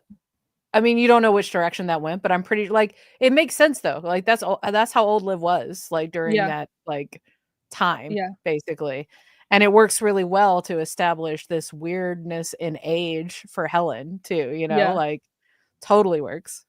Yeah. So we jump right into it. Will and Bigfoot are entering the room where Alexei is, and they begin to kind of interrogate him while Magnus watches from the observation deck. We see a man named Henry enter the observation deck with Magnus and watches Henry. Will and Bigfoot. I like him too. He's kind Henry's of like one of my favorites. Yeah. He's kind of joking around and telling Magnus, like, damn, you're being pretty harsh on this newbie. It's like, a hell of a God. job interview. Yeah. But Magnus doesn't want to hear it and just wants Henry's report. Henry, I think, speaks to me because I would be this person. I'd be like, "What do you need to know, bitch? I'll get you the deets. Let me find out for you. Let I me." think we're identifying everybody's personas within Sanctuary. Yes. So Yeah, but I don't know which one mine is yet. I don't. We'll keep going. But yes, As of Maybe. right oh, now, there there's are no others in real. the future Uh, too. there will. So, Yeah, yeah, I don't know that mine that I relate to is around just yet. But All right. So, do you guys want to read this? sure. I guess I'll stay Magnus. I'll be the men. I'll be Henry. I'll be the men. I'll be the men. Do you have what I asked for? Yeah, the analysis of the goop you took from the cop's frontal lobes. Check. Henry hands Magnus a computer tablet he carried in with him. It shows a representation of the globe. Magnus touches a control, and the image begins tracking and zooming in.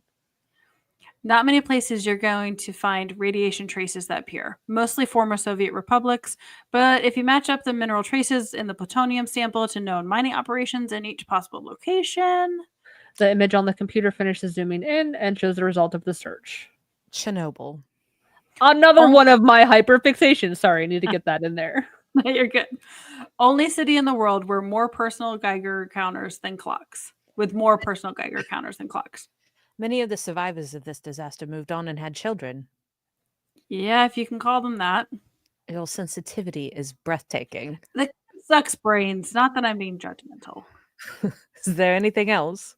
No, not really. A working girl was found murdered behind a warehouse down near Chicago Square about 4 hours ago. Murdered? How? Just your typical old school stabbing. No one saw anything. Cops are clueless as usual. Send me what you have. So this again, this is Druid. And Henry's yeah. like, I don't know what you want with these whores, but like, okay. Yeah. Okay, here you go. It's like, it's sad, I guess, but like, why do you care? Yeah, I like, I don't, this is, I have like my certain hyperfixations, right? And Titanic, Chernobyl, whatever. And I like when shows like kind of twist it, or like we get kind of like, Oh, obviously, Sarah. like, You're going to be obsessed. You're in for a treat. You're Yeah. in for like all your hyperfixations. because I'm like, oh, is Coming this to like, life. is there a DB Cooper episode where they find out that he was a cryptid? Like Jack the Ripper, another one of my hyperfixations. Like, Yep. so Oh, girl. I Buckle like up, where- Sarah. Buckle up. Buckle up. Girl, just I strap- do just like buckle the in. idea of like, okay, let's take this real world tragedy. Enough time has passed, you know. Let's Yeah. make it spooky or whatever. Girl. I wonder if just- we'll live to see the day when they do that with 9/11. Maybe like yeah. 9/11 happened yeah, because of sure. ghosts For or sure. something. Yeah. So yeah, Henry agrees to send her the info, but doesn't know why she's so interested. He also tells her that the central network is still fluxing. So that's something, their central network. Does this have to do with Druid being hawk-tooied back out? Maybe. Mhm. Henry leaves and runs into Ashley, who is on her way out despite being grounded. She's like, hey, do you want me to get you some new toys or what? And Henry's like, fine, like, I'll keep my mouth shut. Back with Will and Alexi, we see his worm pendage trying to attack. Will finds out that the more calm and less afraid that he is of Alexi, the more calm his worm pendage is, and Alexi begins to talk. So, do you want to read this dialogue? And you please don't feel the need to do a accents, Sarah. because I don't even think this boy's accent is very good. Like, No, his is not. His is not. Yeah. But I can do a bad one. I lived in Kiev with parents. They told me I was not safe, that if people found out about me, I would be taken away. Family adopt me, bring me here. But they not like me, not after they were afraid. I tried to stop it, but only more fear comes. Christina's Yeah. done. yeah. So the more fear there is, the I'm more his sorry. worm pendage comes out. It's a defense mechanism, and it has a mind of its own. Alexi does not want to kill people. No. All right. So Will says, no, you just want to be safe. Listen to me, Alexi. Feeling safe is something we all need. That is nothing to be ashamed of. All right? You're no different than anybody else. You don't fear me? Got her again. No. So On the observation deck, Magnus is very pleased. Cut to Magnus's study. She is reviewing the CCTV footage she asked for from Henry. The image slideshow is of Druid, and the light visibly alarms Magnus, and she checks on the security camera. So she's like, fuck this. They were guy." joking in the commentary. They were like, how she actually like, I mean, it's some random bald dude, right? They were like, maybe his ears. Like in the commentary, they're like, she recognizes the ears. Like, Yeah. Cut to a warehouse where Ashley meets up with Silvio. We learn that he's some kind of black market mercenary who would be more interested in selling Alexei than studying him. But Ashley reminds him, if you want to work with us, you need to play by our rules, okay, bitch? Out of nowhere, a spiked metal ball strikes Silvio in the chest. It is Druid. Silvio is injured but relatively okay. We see a fight scene with Ashley and Druid, but Druid disappears. Ashley goes back to check on Silvio. We get this really funny line where he's like, I need to scream like a girl now, and I don't want you to witness this, so like just go. Like, I got this, I'm good. Cut back to the sanctuary on the this rooftop. character in the web series they actually named him something different since he wasn't available, and I guess they were like, maybe he'll come back, but it was played by Peter DeLuise. No, really? Series. Yeah. Wow. And the other Stargate alum in the web series that was early on was a psych patient of Will's, and it was Hewlett. It was David Hewlett. Oh my god. And neither of them showed back up in the show, sadly. I guess they never worked it back in, or like timing or whatever. But like, yeah. They were both. Well, I think I saw that because I was looking up IMDb. And they have all the credits and for I the web do series. I saw him in there, and I'm like, oh, I didn't want to look too hard because again, I'm trying to avoid spoilers. So we cut back to the sanctuary on the rooftop. This is Helen's thinking spot when she can't get any sleep. So we have some dialogue between Will and Helen Magnus. You're finding this all too much, aren't you? I don't know. I think I'm handling the whole world turned upside down thing pretty well. But you're having a hard time accepting it. If you were me, wouldn't you? I was you a long time ago. All this is extraordinary. It's beyond extraordinary. It's not my world. I'm having a little difficulty wrapping my head around it. This wasn't an impulse on my part. I've known this was your destiny since you first came to my attention. Yeah, since you knocked me down in an alley? Since you were 8 years old, actually, when you told the world a monster killed your mother. So we get some more flashbacks. This monster roaring and the boy screaming. Apparently, the major qualifier for being the little boy and being cast was they took all the little boys that auditioned for that role and they dragged them across the floor. No. They're like, if they scream well, then they're ours. Yeah. Wow. Okay. I lost my spot, but I do know he says, how do you know about that? Not that anyone believed you. From then on, you were the odd one, the strange child who saw monsters lurking in every shadow. Flashback snarling. The boy who cried wolf until the fear and mockery became too much and you recanted. You couldn't possibly have seen what you did. You must have imagined it, but you didn't imagine it. And that trauma spurred a lifelong commitment to the study of the mind. You became obsessed with perception. You published papers on how easily we mistake illusion for reality. It was real. What I saw was real. The life you've built is the only way you can make sense of what happened to you, Will. How can you expect me to help these creatures when one of them took everything from me? Only you can answer that. You knew how this would affect me. I mean, he's not wrong. Yeah. Yeah.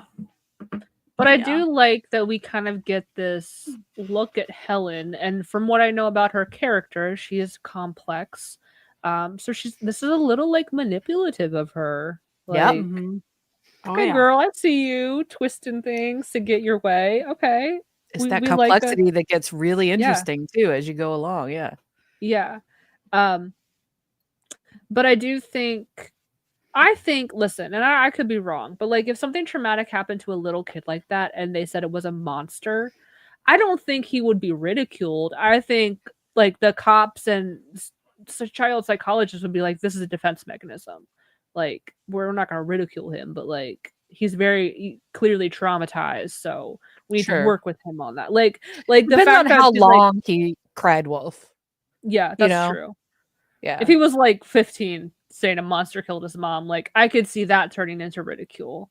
But as a little kid, I think at first he would be met with like sympathy and understanding from adults Mhm. and being like, oh, clearly he's traumatized, or like maybe they wore a spooky mask or something. I don't know. But Yeah. cut back to the warehouse with Ashley. The fight with Druid continues. It's a really long fucking fight scene, guys. Back at the Oh, sanctuary. I have a note about the fight scene. Oh, yeah. While the fight scene's going on, I think it was Damien Kindler called it gun kata, which is, if anybody's seen that movie Equilibrium, Oh yeah. that's what they do, gun kata, which it would have come out not long before this. So the whole from above and like the guns and everything is totally an Equilibrium reference. Really? I Like like that literally movie. Damien Kindler called it gun kata in the commentary. Gun. What is that gun like kata? What is that? Where does that come from? That's Is the that just... martial art that they're doing in Oh, Equilibrium, because it's all okay. gun based, and they're all like Yeah. training and they're doing the like motions and everything. That's gun kata. Okay. So like they said gun kata and I lolled. Like it was like okay, because when I watched the show, every time I've seen that scene, I've always thought like, well, that looks like Equilibrium, like how fast they're doing Yeah. it with the guns and everything. Totally. Anyway, And that's with what's his face? Christian Bale, right? yeah, Where like emotions are yeah. outlawed and whatever. Christian And Bale and Sean Bean. Emily Yeah, Watson. Is yeah, that... yeah, Yeah. Okay. That's what I thought. Yep. I just want to make sure. So back at the sanctuary, Magnus walks past a window and the mermaid is up near the glass. She stops and walks over to the glass, and they kind of have this like telepathic communication. And Magnus is like, yes, the shield is working. If it's him, we're safe. I'm not afraid of him harming me. I'm more afraid of what he might do to the others, what he may have already done. And, if the truth were to come out, consequences would be devastating. So she knows this guy, he's dangerous, and it's not just she's afraid of him hurting her. Like Yeah. there's some other stuff going on that he could cause harm. I like that they were talking about they were going to cut this scene, and then I think it was Martin Wood said no, leave it in. But the other thing that of course you get an advancement in like plot dump, but I think the other really interesting thing about it is you see that there is a resident of the sanctuary that cares about Helen too. Like Yeah. there's this like they like her and they're concerned and they're worried about her as much as she is about them. And I think that was a really nice moment to have in there. To have that acknowledgement really early on. I look at it like maybe not so much, but it's kind of like pets, right? Where it's like cats, for example. I could have like a an appropriate terror of a cat. I could have a terror cat. I'm like, but I love him. They're so cute. I love them. I know they like bit you and stuff, but like I love them. And I think that's like Helen's kind of vibe where she's like, no, they're special to me. They're like, and they would babies. cut a bitch for you if like some, you know what Exactly. I'm saying? Like they like there's a mutual back and forth. Exactly. Yeah. So back at the warehouse, the fight with Druid and Ashley has gone on entirely too long. Silvio sneaks up behind him and knocks him out from behind. Druid says, only the chosen left alive, immortals all, the holy five. We come back to this. The show will come back to it as well. Yeah. Don't worry. Back at the It sanctuary. does get retconned a little bit though. You'll see. Like Okay. they end up in a better way and without spoilers, just telling you like the whole concept of the five or whatever is, I think, way better and way more fleshed out as they move forward. Agreed. Than what it seems like they were going for with that phrase, basically. Yeah. And there's another phrase later on too that's like, no, and but like it works. It totally works. So back at the sanctuary, we see Henry has helped Ashley transport Druid back into the van. Sylvia was dropped off at Dr. Lim's to get fixed up. Is this the Emmy? No. Do we ever? No, because like no, I know it's not, because Henry was talking about some herbs and stuff. Yes. So like they literally took him to like A an homeopath. Asian homeopathic place. Yeah. Yep. Is that a character that we see again? Dr. Lim? Is this a recurring, or was this just like a throwaway Just line? a line. Yep. Okay. So Ashley tells him to process Druid and put him in solitary confinement since he was such a handful.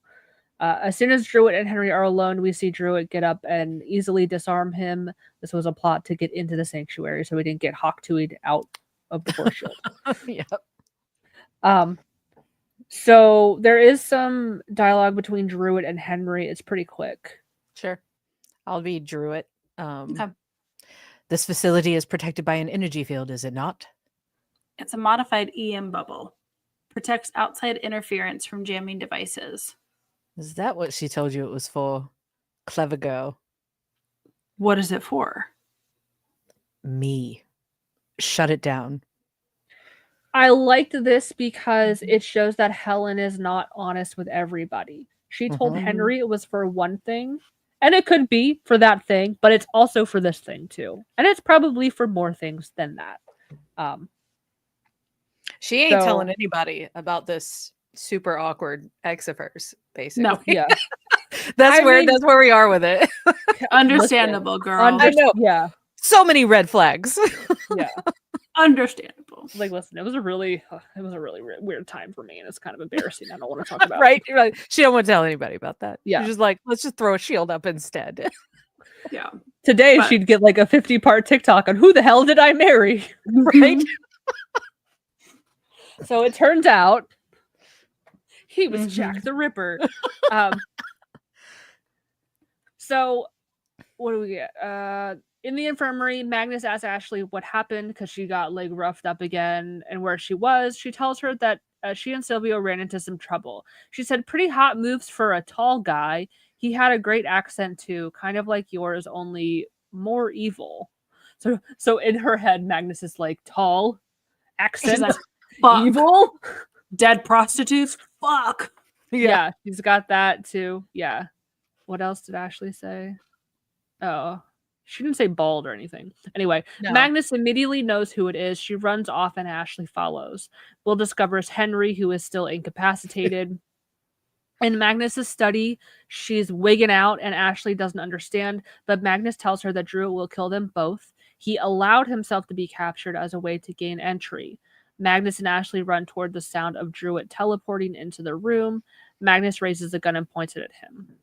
Druid tells Ashley that Ooh, her mother that gun, and him... by the way, because it's Mhm. not very clear where it comes from, right? Like Helen just fucking pulls that gun up out of nowhere, right? Okay. Apparently, in the commentary, Amanda said that anytime that happens, because it happens often in the show, that it is Magnus's gun always comes from her gun bum.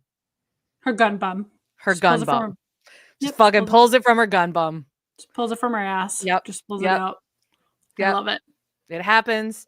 I mean, like they were questioning that in the commentary, and to me, it was like she's at her desk. I'm sure she got plenty of guns in that desk. Like to me, that's where it yeah. came from. But apparently, the gun bum is the thing that Or like, I wouldn't put it past her to have like a holster hidden somewhere. Yeah.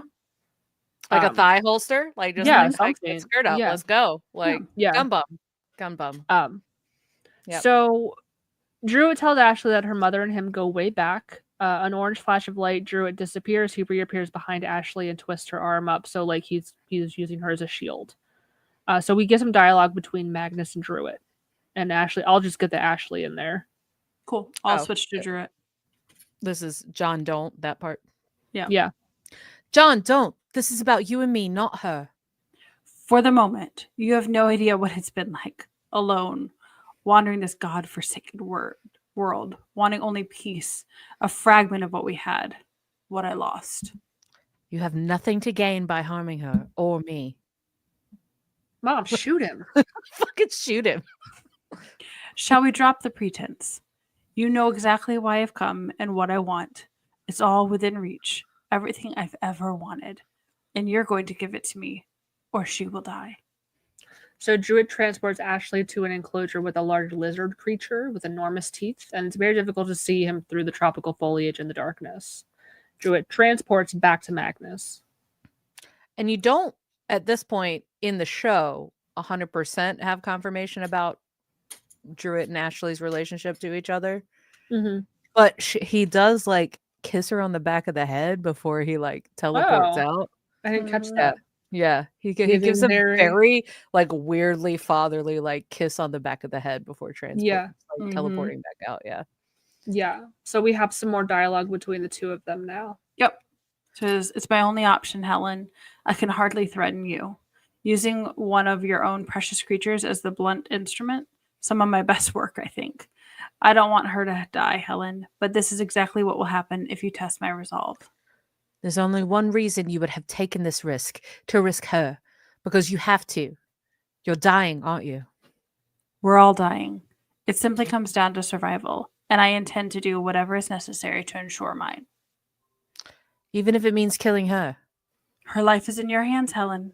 I don't think you want to lose her over something as easily accessible as your own blood.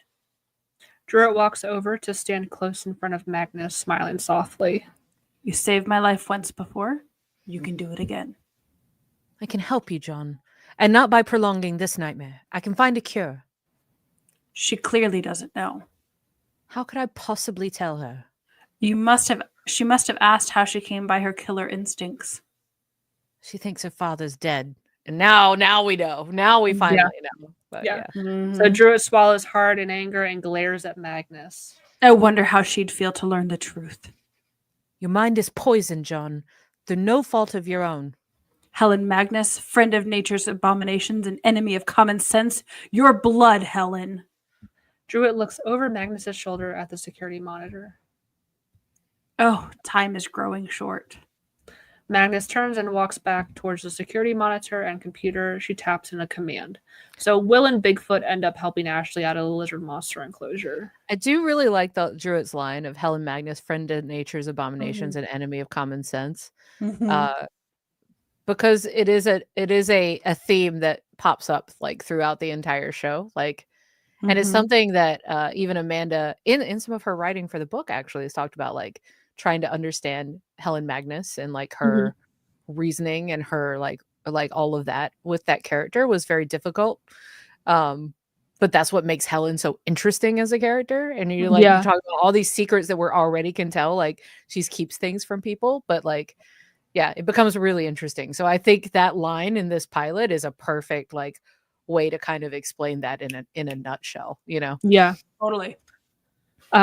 So I'll come back to Druitt when this is over because I have Yep. questions about him. So Which Will we and may or may Bigfoot- not answer. I was gonna say if it's we may have to just go. Wait. Yeah, Wait. I know there's stuff I'm gonna have to wait on for sure. A lot, yeah. But you know, as this is going on, Magnus takes out a small wooden box and opens it. There are vials of blood inside. She fills a syringe with the blood and hands the syringe to Druitt. So there's more dialogue between them. How can I be sure? It's mine. Centrifuged, pure. Druitt Puts it injects in. the blood into his wrists and exhales. Thank you, Helen. You won't regret it. I'm sorry, I can't say the same for you. He begins to look ill and starts flashing. Forgive me, John. The 5, the others will come. Druitt disappears and Magnus runs out of the room. Ashley is okay. Bigfoot was injured and he's in the infirmary, but he's going to be okay too.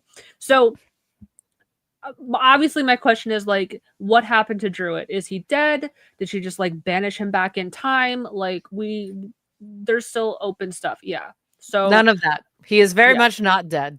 yeah. I think it'll take 3 or 4 more episodes before you see him again. Okay. Yeah. But this whole So- the 5 thing, Yeah. that's where it kind of starts becoming more of a meta plot, basically. Okay. Yeah.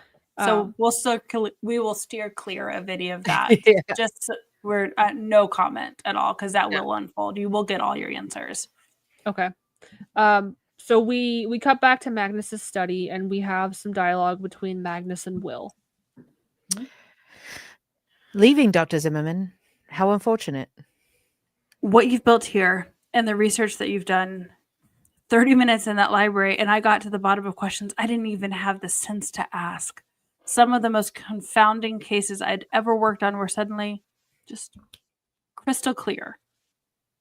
And Will yet, sits in a chair Oh. opposite Magnus. Sorry. Will sits across from Magnus's desk. and yet you're ready to walk away.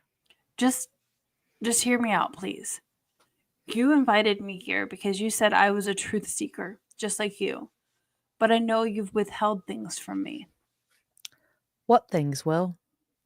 So we flash back to the night Will's mother died. Young Will is being dragged on the ground by a monster. That kid had some, I guess he impressed them with his being dragged skills.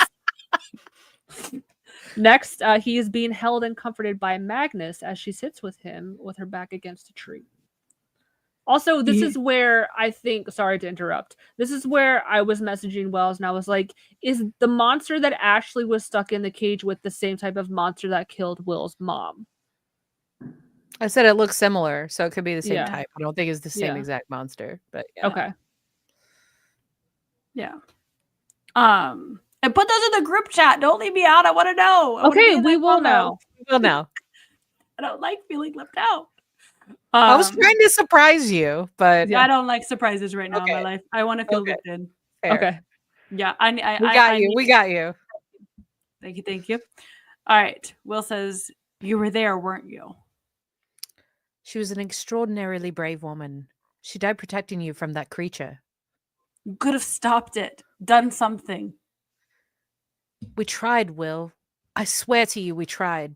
It all happened so quickly, we barely had time to rescue you. You couldn't have been more than what, 14, 15 at the time? Teenage monster hunter? I don't think so. And then there's your recent guest, Druid. Turns out that a drawn Druid was one of Scotland Yard's prime suspects in the Ripper case in the 1880s. Yes, he was my first patient. Which means either one or both of you can travel through time. Either that or you're more than... I am 157 years old.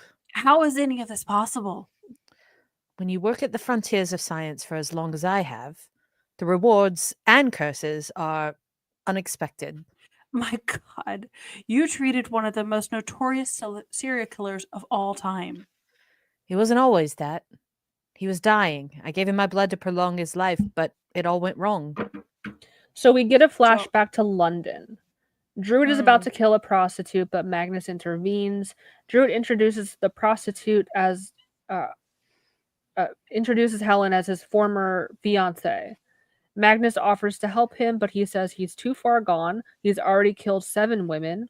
Magnus tells him his power is driving him mad, and he says his power is all that he has left.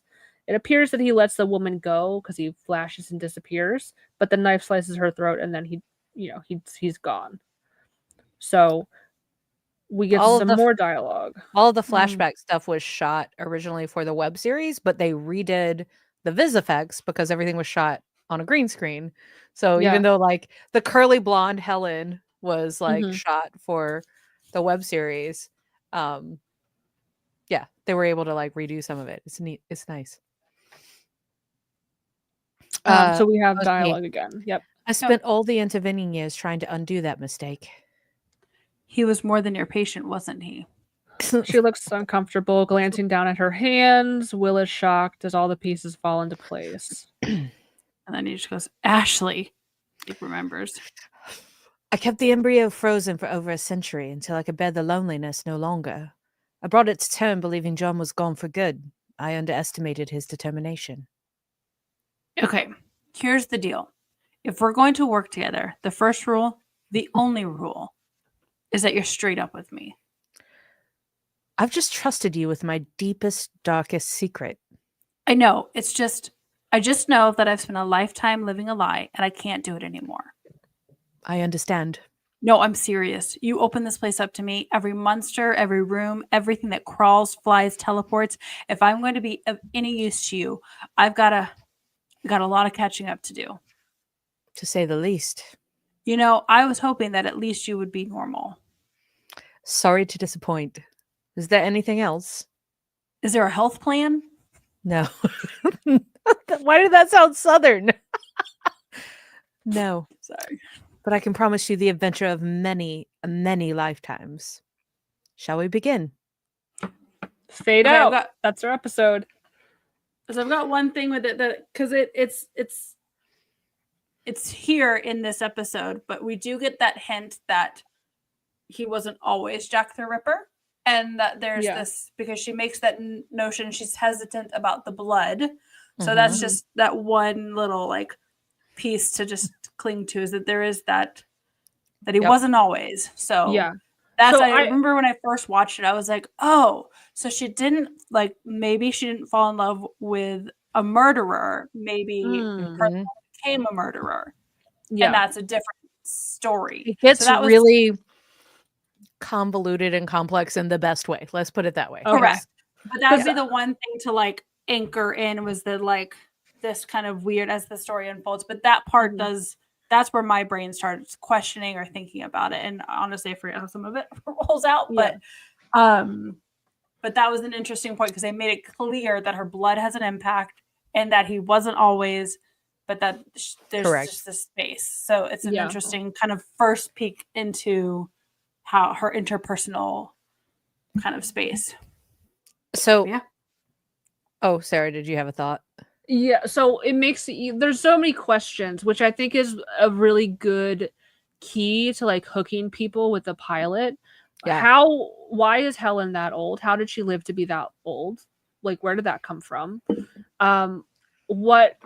What type of like abnormal is John? Like, we know he can teleport, but what else is he? And I was think- he always that way? If she started out as his patient, what were his abilities before?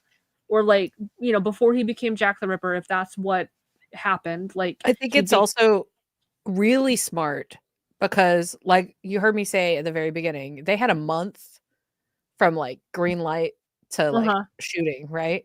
Yeah. And there are a few things, very few in this episode, that they end up having to retcon Okay. to like make sense or to make it work as like further down the road.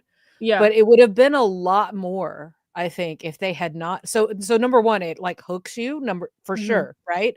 But Yeah. it also means they didn't have to answer all of those questions like in the It gave them pilot. time. It It gave them time. time to Yeah. figure things out. Yeah. Yeah. Yeah. Which is Because good. there are very few things that they had to like kind of roll back on, but there are Yeah. a few of them. And they mostly have to do with this whole like the 5 will come again, the 5, like all of that, like trying to figure out that meta plot. Mhm. You can tell they were doing like the minimum that they had to do. Yeah, to it try to be works. like, we got to figure this out later, Yeah. Like It works. And when I think about like successful TV show pilots that I watch that like, okay, I'm hooked now. I think of Supernatural, which it gave you just enough to keep you hooked and it left you with questions to keep you watching. Yeah.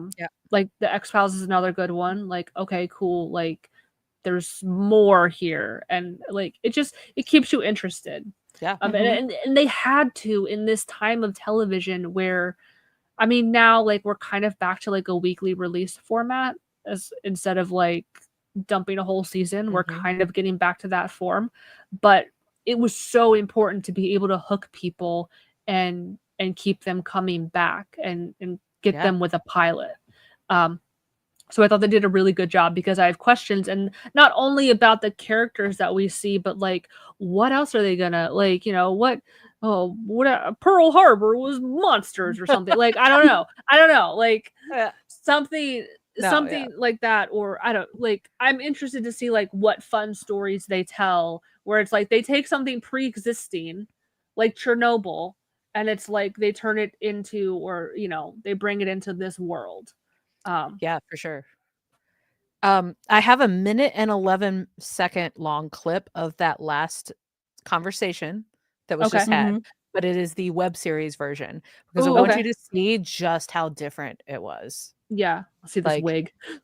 It's not only the wig, it's the vibe, it's the whole, and there are a lot of comments. I highlighted some of them, which we can talk about afterwards, because I actually disagree with a lot of the comments that have come through about it. So yes, we can agree to disagree, but here is that same scene with Will confronting Magnus, and I didn't do the whole thing because it is almost word for word the same thing, but you'll just get the vibe. Look, I just wanted to say thank you. It was a lot of fun, as traumatic as it was. You're turning down my offer. Yeah. I already have a job. At that zoo they laughingly call a hospital. Cold-hearted bureaucrats and uneducated sloths. Hey, don't forget about the free Jell-O. So why linger? Off you go.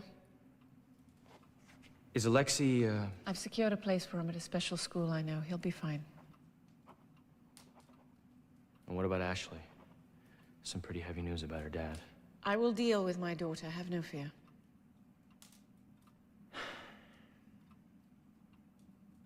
Was there something else? Yeah. Yeah, it's you. And Druid. Something about it still doesn't make sense to me. Pray tell. Barney, 1932? And the way you talk, those Sherlock Holmes expressions. I mean, who says pray tell? And Druid was the same way. Proper use of the Queen's English is a lost art. No. So I do like it's the very vibe. I'm a vampire in a crypt sort of Yeah, situation. it is giving that, yeah. And I that is also like very similar, which a lot of that is more forgiving for CGI, by the way, like the Mhm. darker. If you try Yeah. to do really bright light things, it tends to look not as you can good. see So it. Yeah. it's probably a practical choice as well. Yeah. But in the commentary, they talked about how they were pushed to make scenes with more natural light and lighting in it. Because if you're going to make a show be an entire series, like a long running series, you can't stick with the same palette the way they were doing with the web series, basically. Okay. So, That makes I sense. do there were like- choices that happened. Yeah.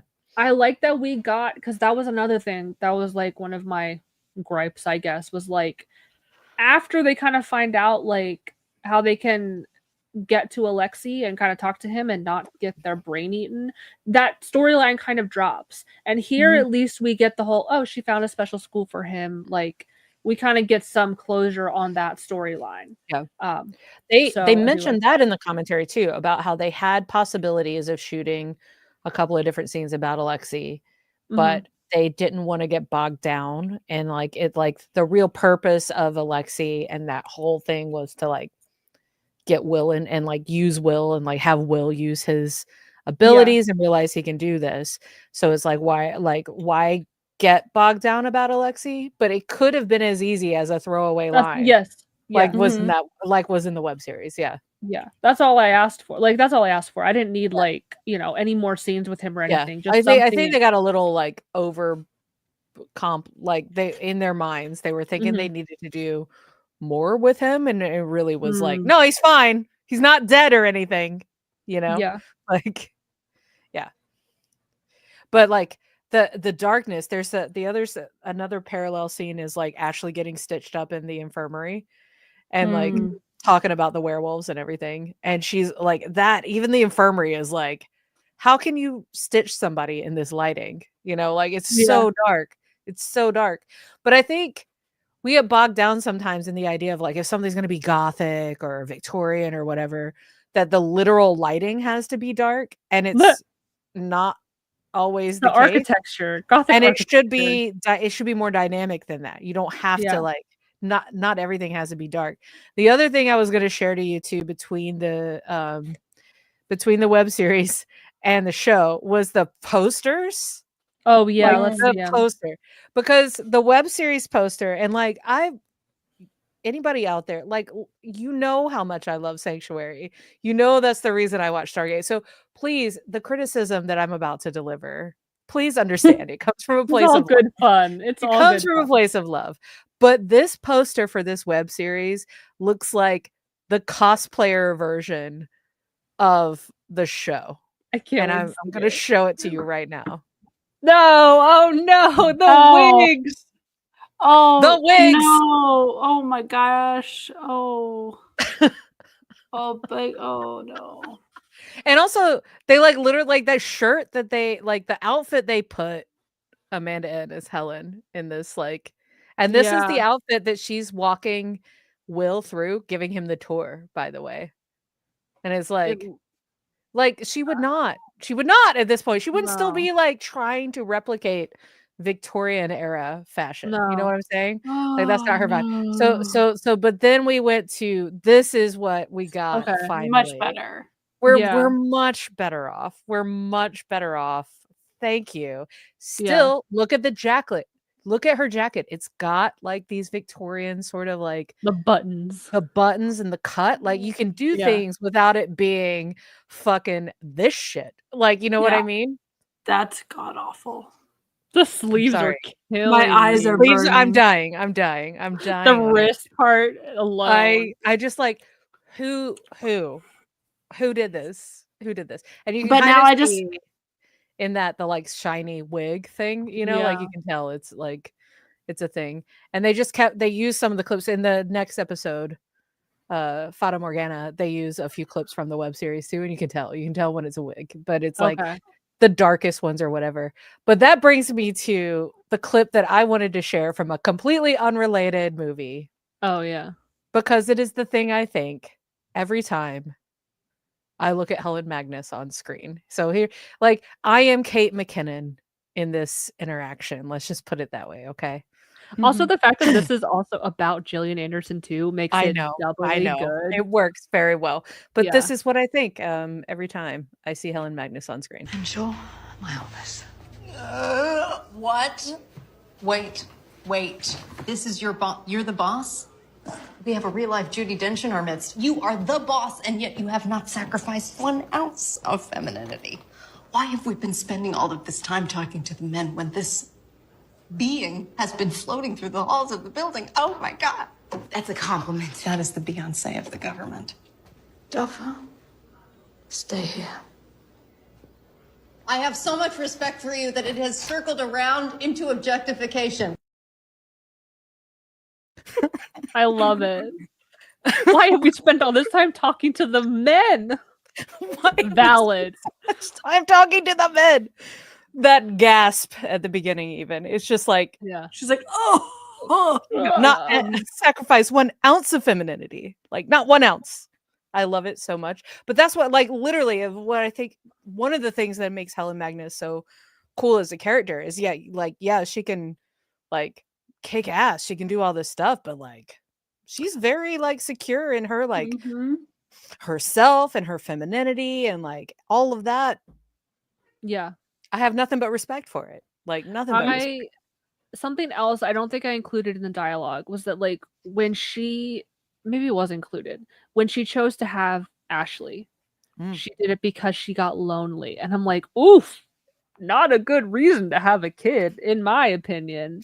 Well, But I she's just well thought, like, off. this is interesting. Yeah, I'm like, this is interesting. Like, this is something that's not really talked about a lot of, like, why women choose to have kids. Like, I was lonely. I'm like old as fuck. I have nobody, and like I want somebody in my life. So I thought that was like a really interesting, and Adam even brought that up too. He's like, this is something interesting that we get with like women characters, like that you don't get with male characters, where they explore motherhood and the complexities that come with that. And I just thought that was very interesting when she talked about, Yeah. you know, she got lonely. And you get a lot of that as the series goes on, of like just the and like I'm sure you've thought about this, but like the concept of somebody that's near immortal or whatever.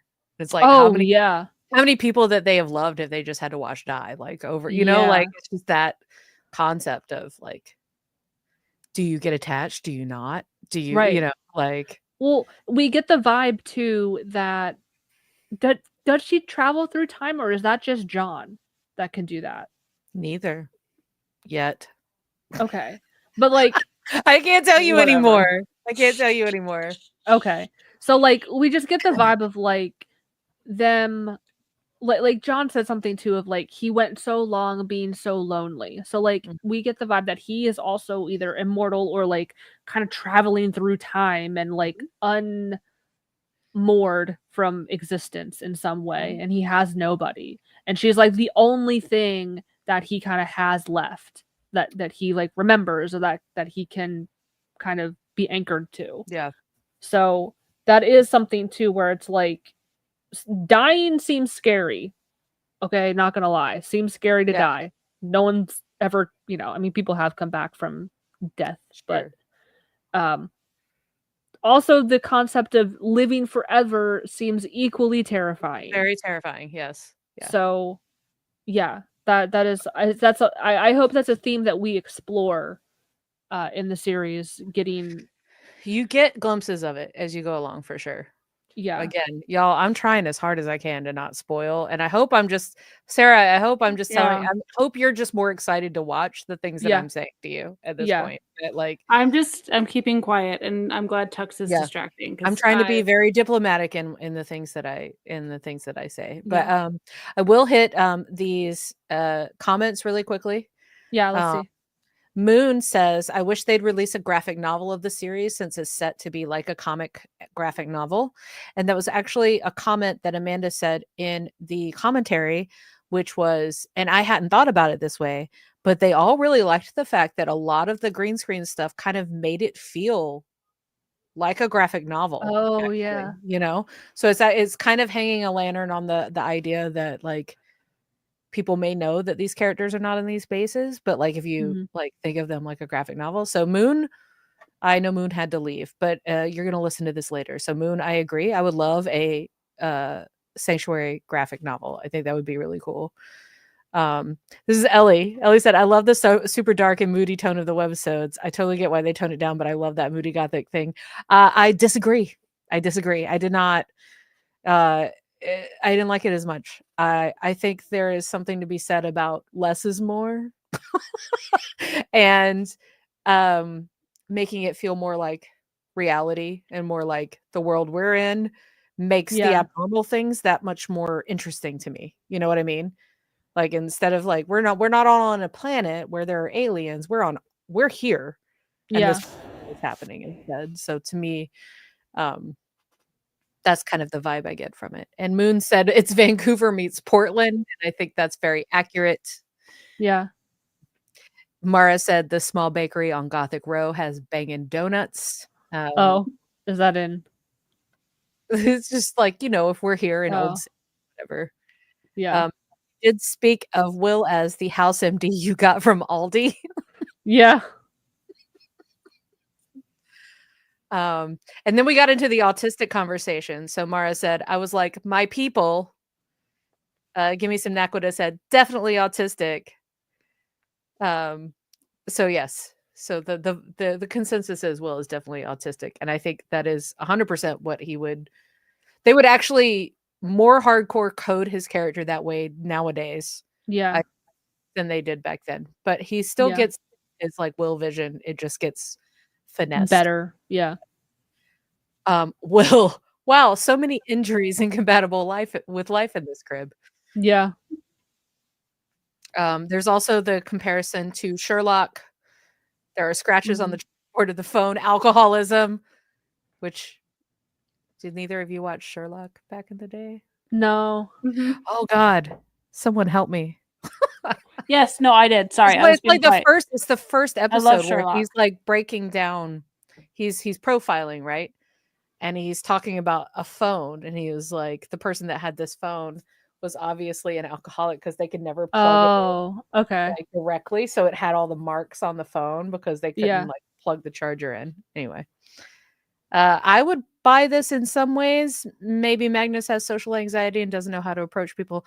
I think she doesn't know how to small talk people, which is fine. When you're that old, I can understand small Right. talk You're becoming just like, fuck small increasingly. talk at that point. You just stop caring.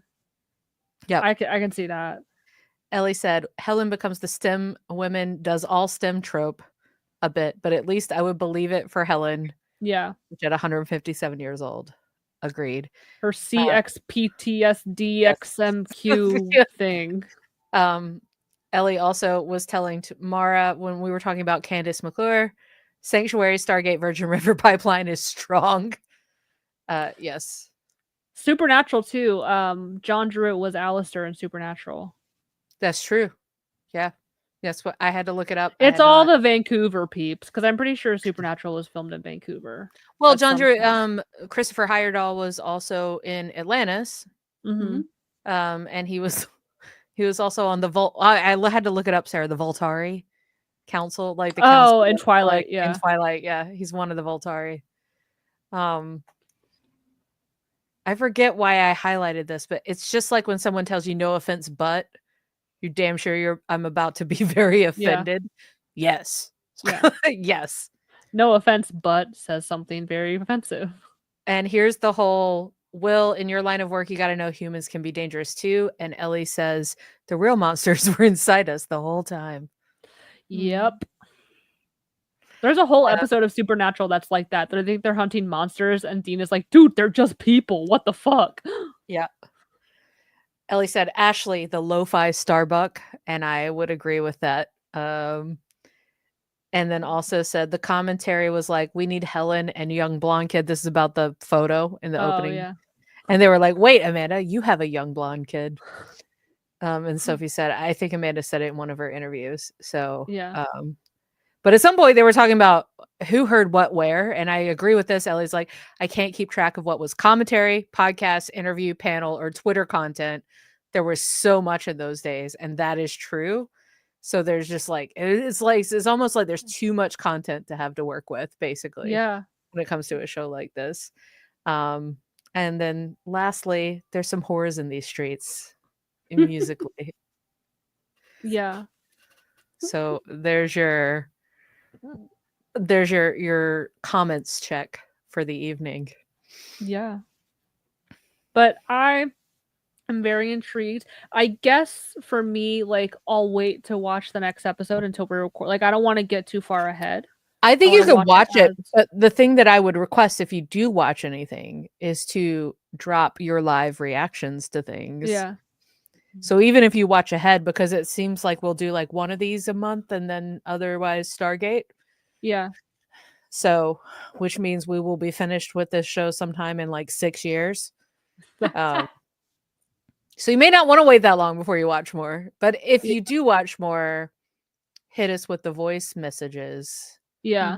So that we have the initial gut reaction to things. That's yeah. what I'm afraid if I worry or I'm afraid if I wait too long, I'll forget stuff. Yeah. So I would say you can watch it. I would say you can Okay. watch it as long as you give us those reactions. Yeah. That's okay. what I need. That's what I need. I need it from live anyway, because like it's always really entertaining when they come through. Yeah. Bitch. Bitch. There's Bitch. nothing better than like a Sarah hot take coming in. I just know, like, I know. Oh, bitch. It's an art. I look at it as like an art. And I've talked to John about this too, because I'm like, listen, sometimes I'm like, no, I need to re-record this. Like, I Yeah. need to make this entertaining for everyone to listen to. It can't be painful. I know, and it's like, great. Wait, I left one out and I'm gonna play it here. Well, I can play it before we end okay. the time if you want to. We don't have an end thing for Sanctuary at this point. I Yeah. think that's okay. So it's okay. But you tell me when we're ready to end and I can I can play this. Are we playing this and then fading out immediately after? Is it I gonna will be try. played? I will Yeah. try as well as I can. Yes. Yeah. Or I can don't just have play it anything and then we'll extra. just say bye. Yeah, let's do that. Yeah. All right. So am I going to play it and then immediately hit end? All right, Do, everybody. yeah. Yeah. Everybody Just shut the end fuck. it. Everybody End shut it. the fuck up. We're done. Good to see y'all. It's been a wild 2-hour ride, guys. It's been a wild 2+ hour ride at this point. Yeah. So here's Sarah's last hot take message rolling right into these end credits. Okay, I'm at the part where Ashley is kicking Alistair from Supernatural's ass. I don't know his name yet. Unrealistic thing that always pisses me off when a girl is having like a badass fight scene. Her hair is all over the fucking place. Like, she needs to pull that shit back in a fucking ponytail. It's so unrealistic. No woman who's actually fucking fighting is gonna have their hair loose and all flying around.